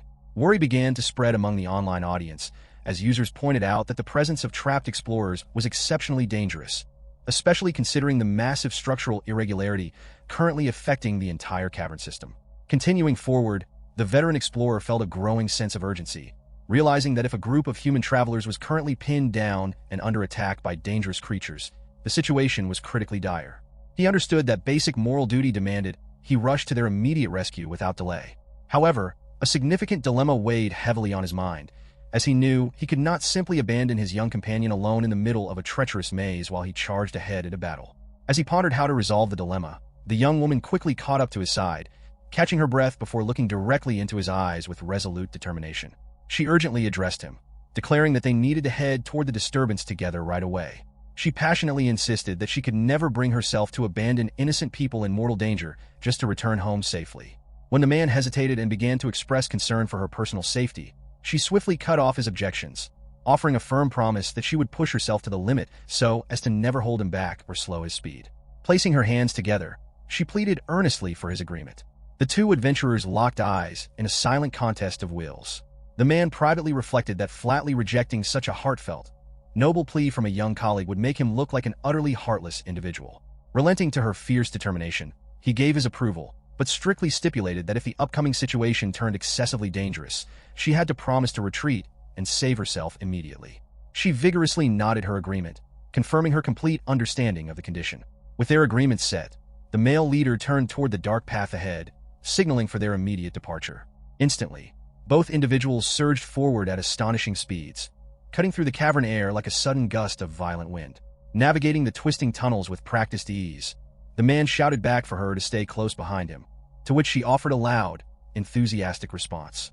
The pair blurred through the subterranean corridors, maintaining a relentless pace as they closed the distance to the source of the conflict. Suddenly, the veteran explorer's ears picked up the sharp, unmistakable clashing of weapons and desperate shouting just around the corner. He issued a final warning to his partner, calling out for her to prepare her weapon for immediate combat as they made their final approach. Bursting out from the narrow tunnel into a wider subterranean chamber, the duo immediately witnessed a grim battle unfolding before them. A group of heavily injured, exhausted human adventurers was desperately attempting to defend themselves against a pack of terrifying, ominous creatures clad in dark, tattered cloaks. The human fighters were clearly on the absolute brink of defeat, their bodies battered and their stances shaky as they cowered before the threat. One terrified swordsman stood at the front of the wounded group, his weapon trembling violently as he faced the approaching monsters in sheer horror. Observing the desperate scene, the male leader let out a brief, relaxed remark, noting that this marked the second time that day he had to step in to break up a monster attack. Without a single moment of hesitation, he propelled his body forward at blinding speed, closing the distance to the nearest hooded creature in a fraction of a second. Before the monster could even process his sudden arrival, the veteran explorer drew his long blade with incredible precision, executing a single, clean sword stroke that sliced completely through the entity's torso. The sheer speed and clean execution of the attack left the monster bisected, causing its upper body to slide off its lower half before collapsing to the stone floor. The surrounding human adventurers stood completely paralyzed in utter shock, their eyes wide as they stared at the sudden, overwhelming display of power. The remaining hooded monsters were equally stunned, their dark forms tensing in surprise at the sudden loss of their ally. Smoothly sheathing his gleaming blade back into its scabbard with a sharp click, the veteran adventurer offered a casual, exasperated comment regarding the appearance of such troublesome opponents in the upper levels. Gazing intensely at the surviving creatures, he mentally identified the specific species standing before them, recognizing the entities as dungeon sorcerers. He knew these particular monsters typically manifested as swirling masses of black, ethereal mist concealed within heavy, dark robes. Wielding ornate wooden staves, these magical entities were capable of unleashing a vast array of destructive, long-range elemental spells. Under normal circumstances, such high-level magical threats were strictly confined to the absolute deepest depths of the subterranean realm, but the massive spatial irregularity disrupting the cavern system had clearly forced these high-tier creatures up into the middle corridors. The veteran swordsman privately acknowledged that for a close-range physical combatant like himself, magical monsters presented the absolute worst possible tactical matchup. The difficulty stemmed not merely from his lack of natural long-range attacks to counter their distant spells, but more importantly from the fundamental impossibility of reading their movements. In traditional swordplay, a physical fighter predicted an opponent's incoming strikes by carefully observing the subtle mechanical shifts of the adversary's body. A slight bend in the enemy's knees exposed the exact direction of their next jump, while a subtle shift in their gaze revealed the intended target of their strike. Even when fighting mindless predatory beasts, these minute physical tells allowed a master martial artist to anticipate incoming attacks with high accuracy. However, when facing ethereal sorcerers, those traditional combat principles became completely useless. Magical entities possessed no physical muscles, joints, or eyes to read, allowing them to instantly manifest devastating, high-level elemental magic with nothing more than a casual, effortless twitch of their wooden staves. Fighting them blindly was the tactical equivalent of anticipating a simple forward punch, only to be struck out of nowhere by an invisible kick or elbow, rendering traditional evasion completely unreliable. Fortunately, the veteran explorer had accumulated a vast wealth of practical combat experience throughout his long career, having personally slain over 10,000 individual mage-type monsters across countless dungeon expeditions. Through those thousands of life-or-death battles, he had successfully unlocked a highly specialized, elite perception technique. This rare capability allowed him to directly sense the subtle fluctuations and shifts within the ambient magical essence surrounding the sorcerers, enabling him to read the flow of power and accurately predict their spell-casting seconds before the magic actually materialized. Yet, as he adjusted his stance, he quietly reflected that he did not even need to rely on such complex sensing techniques for the current battle, as he already possessed a far more direct and brutally effective method for dealing with frail spellcasters. Before he could execute his next move, the dark dungeon sorcerers let out a series of piercing, high-pitched shrieks that echoed violently off the cavern walls. Raising their glowing staves into the air, the dark entities began rapidly generating a chaotic array of dangerous, swirling magical spells, preparing to rain destructive magical power down upon the entire chamber. Before the dark entities could finalize their incantations, the veteran explorer launched his body straight into the air with astonishing speed and explosive power. The suddenness of his vertical jump completely caught the dungeon sorcerers off guard, leaving them utterly unable to react in time. Positioning his blade in mid-air, the man understood that the absolute most effective way to handle high-tier spellcasters was to eliminate them completely before they ever realized an attack was coming. By striking before their senses could register his presence, he rendered their destructive magical capabilities entirely useless. Executing a single, fluid series of rapid sword strokes, he sliced cleanly through the floating group of hooded entities. He then glided back down and landed smoothly on the stone floor, leaving the severed forms of the sorcerers suspended motionless in mid-air for a brief moment before they collapsed. Reflecting on the nature of these dangerous entities, the man privately noted that the true physical body of a dungeon sorcerer was not the swirling black mist contained inside, but rather the enchanted fabric of the dark robe itself. He acknowledged that while these creatures presented a massive headache when confronted head-on, depriving them of the opportunity to cast their spells transformed them into some of the easiest targets in the subterranean realm. Inflicting a single burst of heavy physical damage was more than enough to dismantle them instantly. The live broadcast chat erupted into a flurry of humorous and impressed reactions as thousands of viewers watched the swift execution. Online commentators poked fun at the absolute helplessness of the monsters, marveling at how the sorcerers were cut down before even attempting a single magic spell. Many users pointed out that dungeon sorcerers were notoriously difficult threats that usually forced fully equipped parties to retreat, while others sarcastically summarized his high-level strategy as simply killing the enemy before they could attack. Several aspiring adventurers in the chat joked that if executing such flawless speed were that easy, they would not struggle so immensely in their own dungeon expeditions. Meanwhile, the live video stream adjusted its focus to display the young female explorer actively engaging the remaining magical threats with her own high-powered attacks. Watching the dark creatures get systematically dismantled filled many viewers with a bizarre mix of cathartic satisfaction and intense excitement. A few audience members admitted that seeing the male host casually slicing through high-tier monsters while wearing a standard business suit triggered a strangely fascinating thrill, prompting other users to jest that the stream was giving birth to unusual new interests among the watching public. Sensing a sudden shift in the air behind him, the veteran explorer turned his attention toward the ceiling of the cavern chamber, spotting several remaining dungeon sorcerers hovering high above. He reasoned that after witnessing the instant destruction of their allies, the surviving creatures had wisely taken to the air to maintain a safe distance and guard against further surprise attacks. Unbothered by their presence, he decided to temporarily ignore the floating monsters and address the far more urgent matters standing directly before him. Taking several calm steps toward the injured group of human adventurers, the man announced his arrival, stating that he had come to offer assistance and requesting an immediate breakdown of their current situation. The leading human fighter stared at him in utter disbelief, expressing deep gratitude for the sudden rescue before suddenly recognizing the veteran's identity. Joy and relief washed over the battered group as they realized that the famous veteran known as the corporate swordsman had personally come to their aid. The injured explorers traded ecstatic shouts among themselves, completely amazed to be standing in the presence of the legendary figure. Surprised by their dramatic reactions, the older adventurer grew slightly embarrassed, sheepishly asking them once again if they could provide him with the necessary details regarding their predicament. The male leader of the trapped party quickly apologized for getting overly excited, immediately launching into a thorough explanation of the events that had led to their desperate last stand. Listening intently, the veteran adventurer pieced together the entire sequence of events. He learned that the 5 trapped individuals had originally belonged to 2 completely separate exploration teams.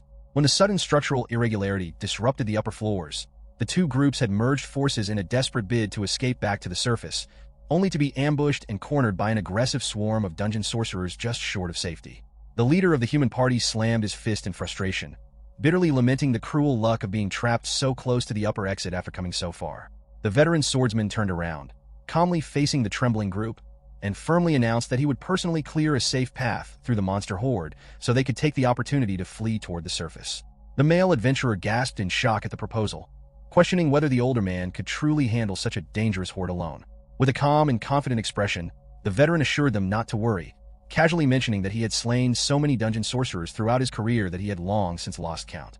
As the injured party stared in awe at his unwavering confidence, their eyes widened in total shock as the veteran adventurer suddenly produced a full-sized hardshell briefcase, seemingly out of thin air. Staring at the massive object now resting in his hand, the bewildered party members loudly questioned where he could have possibly been concealing such a large item on his person. The man calmly gestured toward his business suit, explaining that the outfit was specially tailored with enchanted, spatial expansion fabric, allowing its pockets to hold an immense quantity of heavy equipment without adding bulk or weight. The live broadcast commentary instantly exploded with astonishment over the casual revelation. Viewers flooded the screen with wide-eyed reactions, pointing out that items equipped with spatial expansion magic were exceptionally rare artifacts that commanded astronomical prices, often costing tens of millions of yen on the open market. Many fans noted that such legendary utility gear could only ever be recovered from the absolute deepest, most dangerous levels of the subterranean world, though they quickly remembered that the veteran adventurer routinely explored those horrific depths entirely on his own. Reflecting privately on his gear, the male leader acknowledged that one occasionally encountered extraordinary artifacts with magical properties while exploring deep dungeon zones. He recalled how, during his past party days, his greedy former companion would always greedily claim any rare treasure for himself whenever a discovery was made, which had forced the veteran to keep the existence of his special enchanted suit a complete secret. Returning his focus to the immediate battle, the man turned back to face the floating horde of dungeon sorcerers. High above, one of the dark entities let out a strange, guttural noise as a glowing magic circle materialized at the tip of its wooden staff. The floating monster unleashed a fierce, deafening roar, casting a massive, roaring spell of fiery destruction straight down at the ground below. The dark dungeon sorcerer unleashed a massive column of roaring, intense fire magic straight toward the floor. Seeing the overwhelming wall of flames rushing down at them, the injured group of human adventurers gasped in sheer terror, completely convinced that they were about to be incinerated. However, the veteran explorer stood his ground firmly, taking a strong, balanced physical stance amidst the scorching heat. Facing the massive spell head-on with an utterly cold, unwavering gaze, he tightened his grip on his hardshell briefcase. Just as the towering inferno was about to engulf him, he executed a powerful, full-body swing, slamming the face of the briefcase directly into the oncoming flames. The powerful magical strike did not destroy the briefcase. Instead, the incredible kinetic impact completely reflected the massive fire magic straight back toward the sky, sending the blazing inferno hurtling directly toward the spellcaster that had summoned it. Panic instantly swept through the floating dungeon sorcerer as its own spell came rushing back, and the entity let out a desperate, screeching roar before being completely consumed by the raging flames. The dark creature was instantly burned into a crisp, its charred form disintegrating before falling from the air. The surrounding group of human adventurers stood frozen in utter disbelief, their mouths wide open as they struggled to process the absurd sight of an explosive fire magic spell being casually batted away with mundane luggage. Even the young female explorer stared at him in complete shock, stunned by his unbelievable physical power and technique. Returning to a relaxed posture, the veteran adventurer looked down at the briefcase in his hand, noting that the enchanted surface did not possess even a single scratch or scorch mark from the fiery collision. Calmly standing his ground, he turned back to face the remaining magical threats in the chamber, quietly announcing that he was ready for the next move. The remaining floating entities trembled in sheer terror at the unbelievable display of power they had just witnessed, realizing that their formidable fiery magic had been utterly defeated by an ordinary piece of hand luggage. The live broadcast commentary instantly erupted into a frantic flurry of messages, with viewers expressing sarcastic sympathy for the magical monsters that had just been humiliated by a simple briefcase. Online commentators marveled at the extreme durability of the item, pointing out that the reflected fire must have burned at thousands of degrees, leaving them thoroughly baffled as to how the briefcase remained completely undamaged. Dedicated fans shouted words of praise for the impressive strike, while a few reckless viewers jokingly considered attempting the same dangerous reflection trick during their own dungeon runs, prompting immediate warnings from others in the chat to avoid such suicidal actions. Meanwhile, experienced audience members began speculating about the veteran explorer's mysterious background, recalling his past employment with a secretive organization that specialized in high-tier equipment. Desperate to eliminate the threat, the surviving dungeon sorcerers let out a series of piercing, synchronized shrieks that resonated loudly through the stone cavern. Working in unison, the dark spellcasters simultaneously cast a barrage of distinct elemental spells, sending a chaotic flurry of magical projectiles flying directly toward the male leader. However, the veteran explorer moved with effortless grace, easily swatting aside and deflecting every single incoming spell using his indestructible briefcase. The reflected attacks were launched straight back at the attackers, striking the floating monsters with their own magic and causing heavy damage across their ranks. As he systematically neutralized the incoming offensive, the experienced swordsman used his sharp visual perception to observe the layout of the chamber, quickly identifying a clear passage leading directly toward the safety of the higher floors. Recognizing the escape route without a moment of hesitation, he charged directly toward the remaining group of magical entities, continuing to effortlessly swat away their frantic counterattacks as he moved. The trapped group of human adventurers watched the breathtaking spectacle in complete silence, utterly stunned into speechlessness by his overwhelming combat prowess. Reflecting on the unique nature of his defense, the veteran explorer privately noted that his ultra-tough briefcase was an extremely rare defensive relic known as the Aegis. Engineered with extraordinary resilience, the briefcase possessed the incredible structural integrity to withstand even the concentrated breath weapons of mighty Tyrant Dragons, making it entirely impossible for low-tier dungeon sorcerers to leave a single mark on its surface. Turning his head back toward the injured party, the man offered a confident gesture of encouragement, instructing them to leave the remaining enemies entirely to him and telling them to sprint toward the upper passage while the pathway remained clear. Overwhelmed with deep gratitude, the injured human explorers bowed deeply, shouting their heartfelt thanks and swearing that they would never forget his heroic rescue. Taking immediate advantage of the distraction, the entire party turned and sprinted as fast as they could toward the designated exit passage. The veteran swordsman quietly calculated that the upper levels of the subterranean system possessed a far lower concentration of ambient mana essence, creating an environment that high-tier predatory monsters naturally avoided. He knew that as long as the injured travelers successfully reached those higher corridors, they would remain completely safe from immediate danger. Satisfied that the escape was underway, the man readied his blade to quickly clean up the remaining floating attackers. However, before he could finish off the creatures, a sudden chorus of terrified screams shattered the air. The alarming shouts originated from the very group of adventurers who had just run into the escape passage, indicating that they had encountered a terrifying new obstacle along the way. Returning his gaze toward the tunnel, the veteran explorer spotted a massive, dark figure standing directly in the pathway, completely blocking the exit. The live broadcast chat erupted into total chaos as thousands of online viewers instantly recognized the horrifying nature of the new threat. Audiences flooded the screen with wide-eyed messages of disbelief, identifying the terrifying entity as an elite black sorcerer.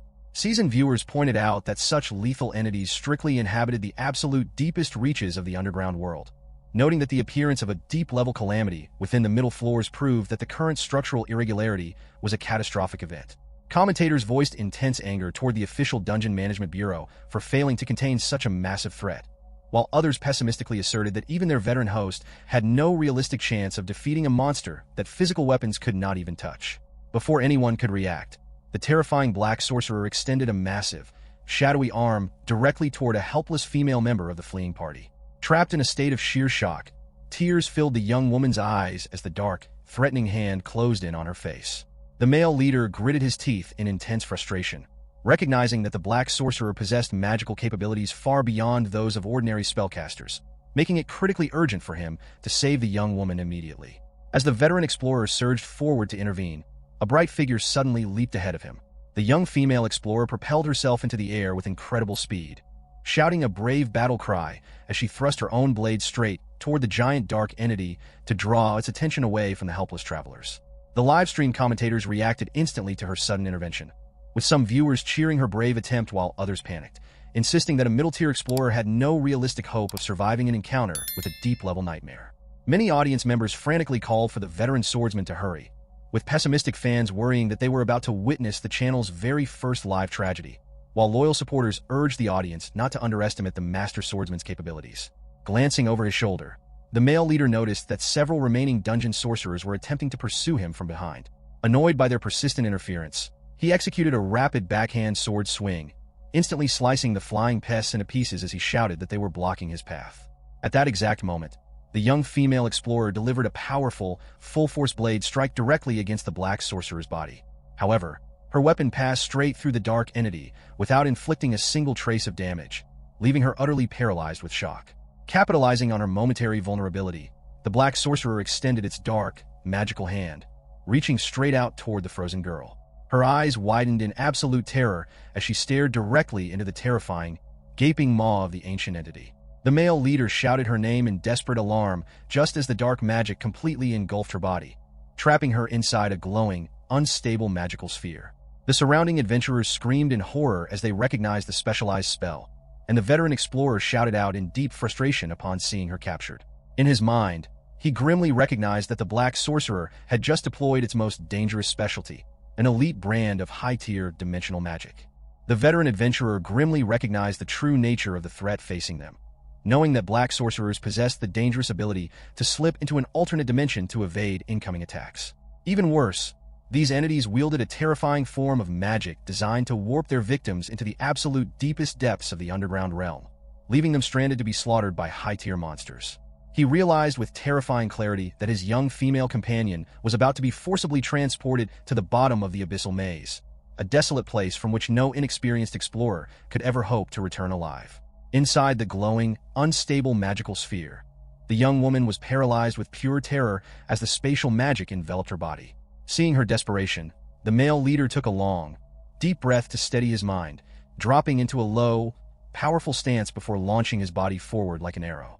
Detecting the incoming threat, the black sorcerer immediately phase-shifted its physical form out of reality, slipping into a hidden spatial plane where physical attacks could not touch it. The veteran explorer noted in his mind that the creature had sensed genuine danger and fled to a safe dimensional pocket, allowing it to comfortably observe the situation from a place of absolute safety. Believing itself to be completely invincible within its dimensional hideaway, the dark sorcerer began mocking the male leader, letting out a loud, echoing laugh. Deep anger flared within the veteran swordsman, his grip tightening around the hilt of his blade until his knuckles turned white.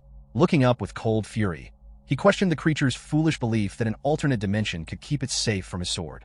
His mind flashed back to his early 20s, recalling a fundamental question that had obsessed him during his formative years of training. He had wondered what would happen if a swordsman swung a blade fast enough to break the barrier of sound, generate a sonic boom, and then continued to push far past those physical limits through sheer, relentless practice.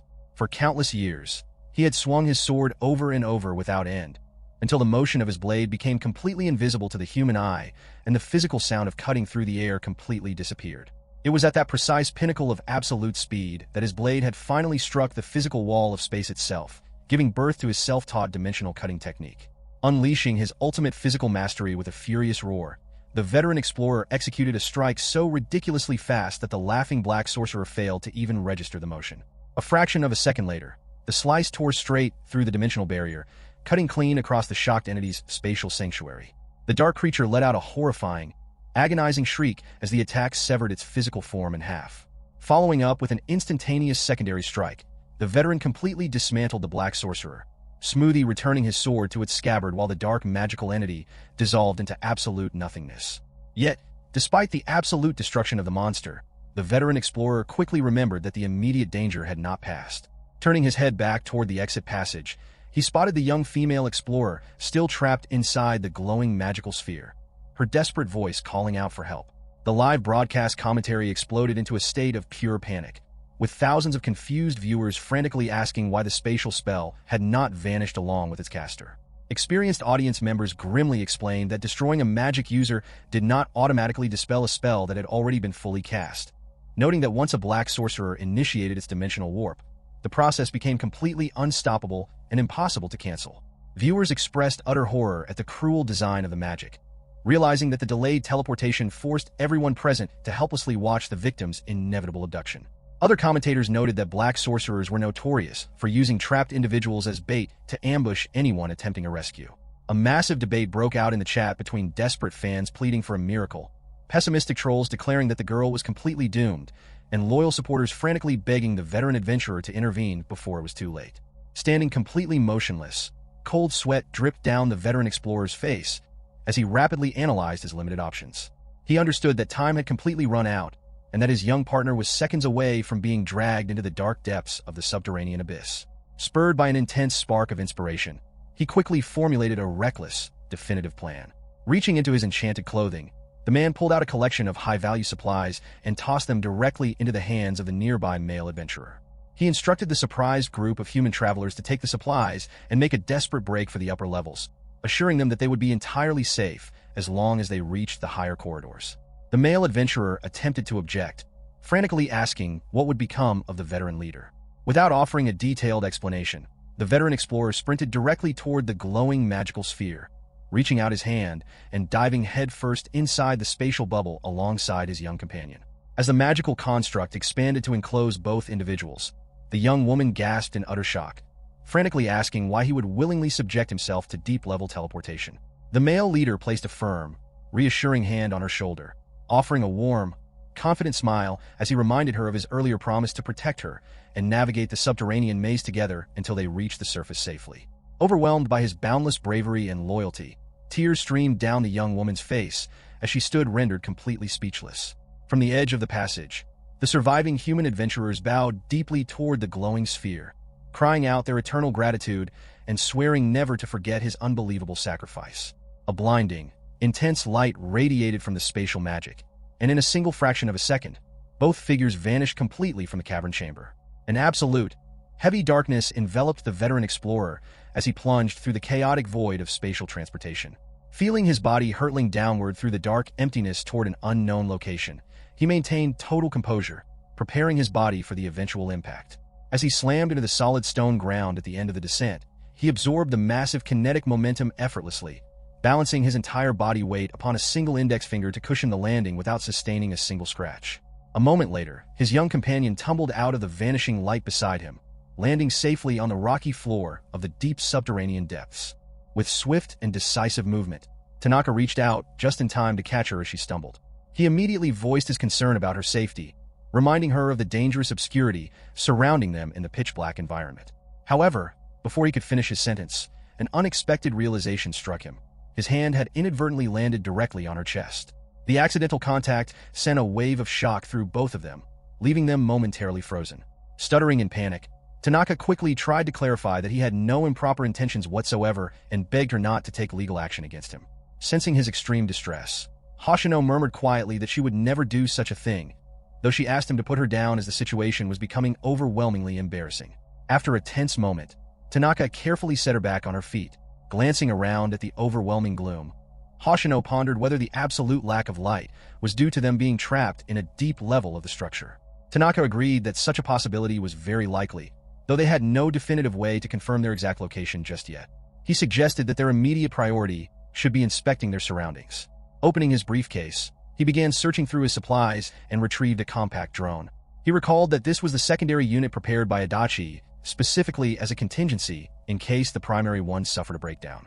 Silent gratitude filled Tanaka's thoughts, recognizing how consistently reliable his colleague was and making a mental note to thank him once they safely returned. With a few quick taps on his phone screen, Tanaka issued a command to activate the device's light source. Instantly, a powerful beam of illumination cut through the pitch darkness. The sudden brightness momentarily dazzled Hoshino, forcing her to squint until her eyes gradually adjusted to the light. As her vision cleared, she marveled at how vivid their surroundings had become, though she could not help but wonder what kind of strange location they had ended up in. Tanaka pondered the situation solemnly, coming to the troubling conclusion that they had been teleported to an exceptionally disadvantageous area. Together, they stared down the narrow, forbidding passage. Tanaka analyzed the scene internally, noting with concern that both ends of the corridor dissolved into complete darkness, offering no hints or visual cues as to which direction might lead toward an exit. Faced with two identical paths into the unknown, he felt completely stumped, realizing that a predicament like this could not be resolved simply by relying on his sword skills. Overcome with guilt, Hoshino offered a sincere apology to Tanaka, taking full responsibility for their current plight and expressing deep regret for causing them to be stranded in such a perilous place. Observing her remorse, Tanaka reflected on how she typically operated as a solo adventurer, which likely made her unaccustomed to relying on others or sharing burdens. He gently urged her not to blame herself, reminding her that she had absorbed a dangerous magical attack solely to protect the other adventurers. He reassured her that her actions were not a fault at all, but rather something truly noble and admirable. Despite his reassuring words, tears welled up in Hoshino's eyes as she expressed her sadness over dragging him into such life-threatening danger alongside her. Tanaka thoughtfully observed the environment and pointed out that the concentration of ambient mana essence was remarkably high, strongly confirming that they were indeed trapped within the deep levels. He acknowledged that while these lower regions were notoriously dangerous for most, he himself was thoroughly accustomed to working in such hostile environments. Offering a confident smile accompanied by a firm thumbs-up gesture, he assured her that this setting was essentially his everyday workplace, meaning there was no cause for alarm. A quiet silence fell over them as Tanaka maintained his cheerful thumbs-up pose, prompting a gentle laugh to slip from Hoshino's lips. She remarked on how unique and reassuring he was, admitting that despite finding themselves in what ought to be a hopeless crisis, his presence inexplicably put her mind at ease. Relief washed over Tanaka as he saw her spirits lift, and he declared that it was time for them to focus on finding a way out. Hoshino agreed enthusiastically, adding that if they managed to escape safely, she was determined to repay his kindness in any way possible, promising to offer whatever help she could despite her lack of financial resources. Her innocent yet intense declaration took Tanaka by surprise, and he privately felt relieved that their situation was not being broadcast live to an audience, knowing such a statement would have caused a massive public misunderstanding. Focusing back on their escape plan, Tanaka stated that their first objective was locating an exit path. However, his attention was suddenly derailed when he noticed something wrong with his companion. Pausing abruptly, he looked at Hoshino, who appeared visibly disoriented and confused. Gently reaching out, he placed his palm against her forehead and instantly felt intense heat radiating from her skin. He informed her that she was running a severe fever, but Hoshino attempted to brush it off, insisting that she was perfectly fine. Tanaka firmly rejected her attempt to downplay her condition, identifying her symptoms as the onset of mana essence poisoning. He warned her that continuing to move around while suffering from this condition would pose a grave danger to her health. He proceeded to explain the mechanics of mana essence poisoning, clarifying that it is a severe illness caused by prolonged exposure to the high density of mana essence saturating dungeon environments. When a person's body is unable to process or expel the overwhelming surplus of mana essence, sickness sets in, and severe cases can ultimately prove fatal. While experienced wakers possess a natural resistance to this environmental hazard, the deep levels contain an exceptionally concentrated amount far exceeding any upper level.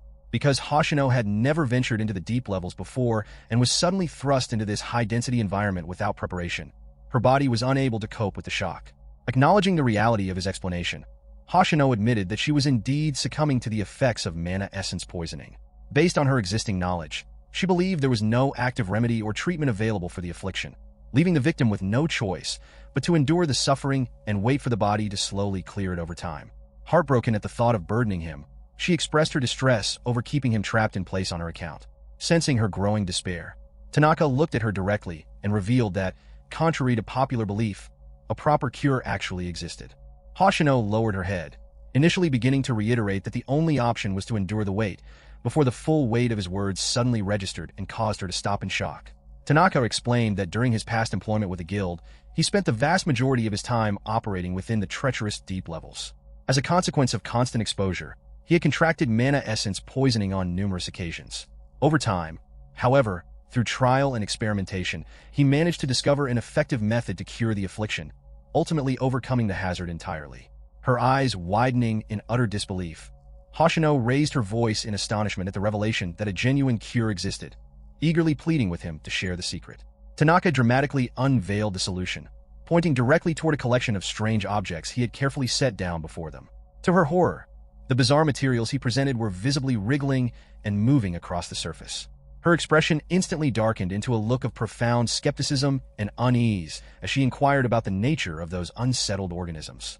With a confident wink, Tanaka proudly declared that the lively items were rare ingredients he had harvested himself from various dungeons.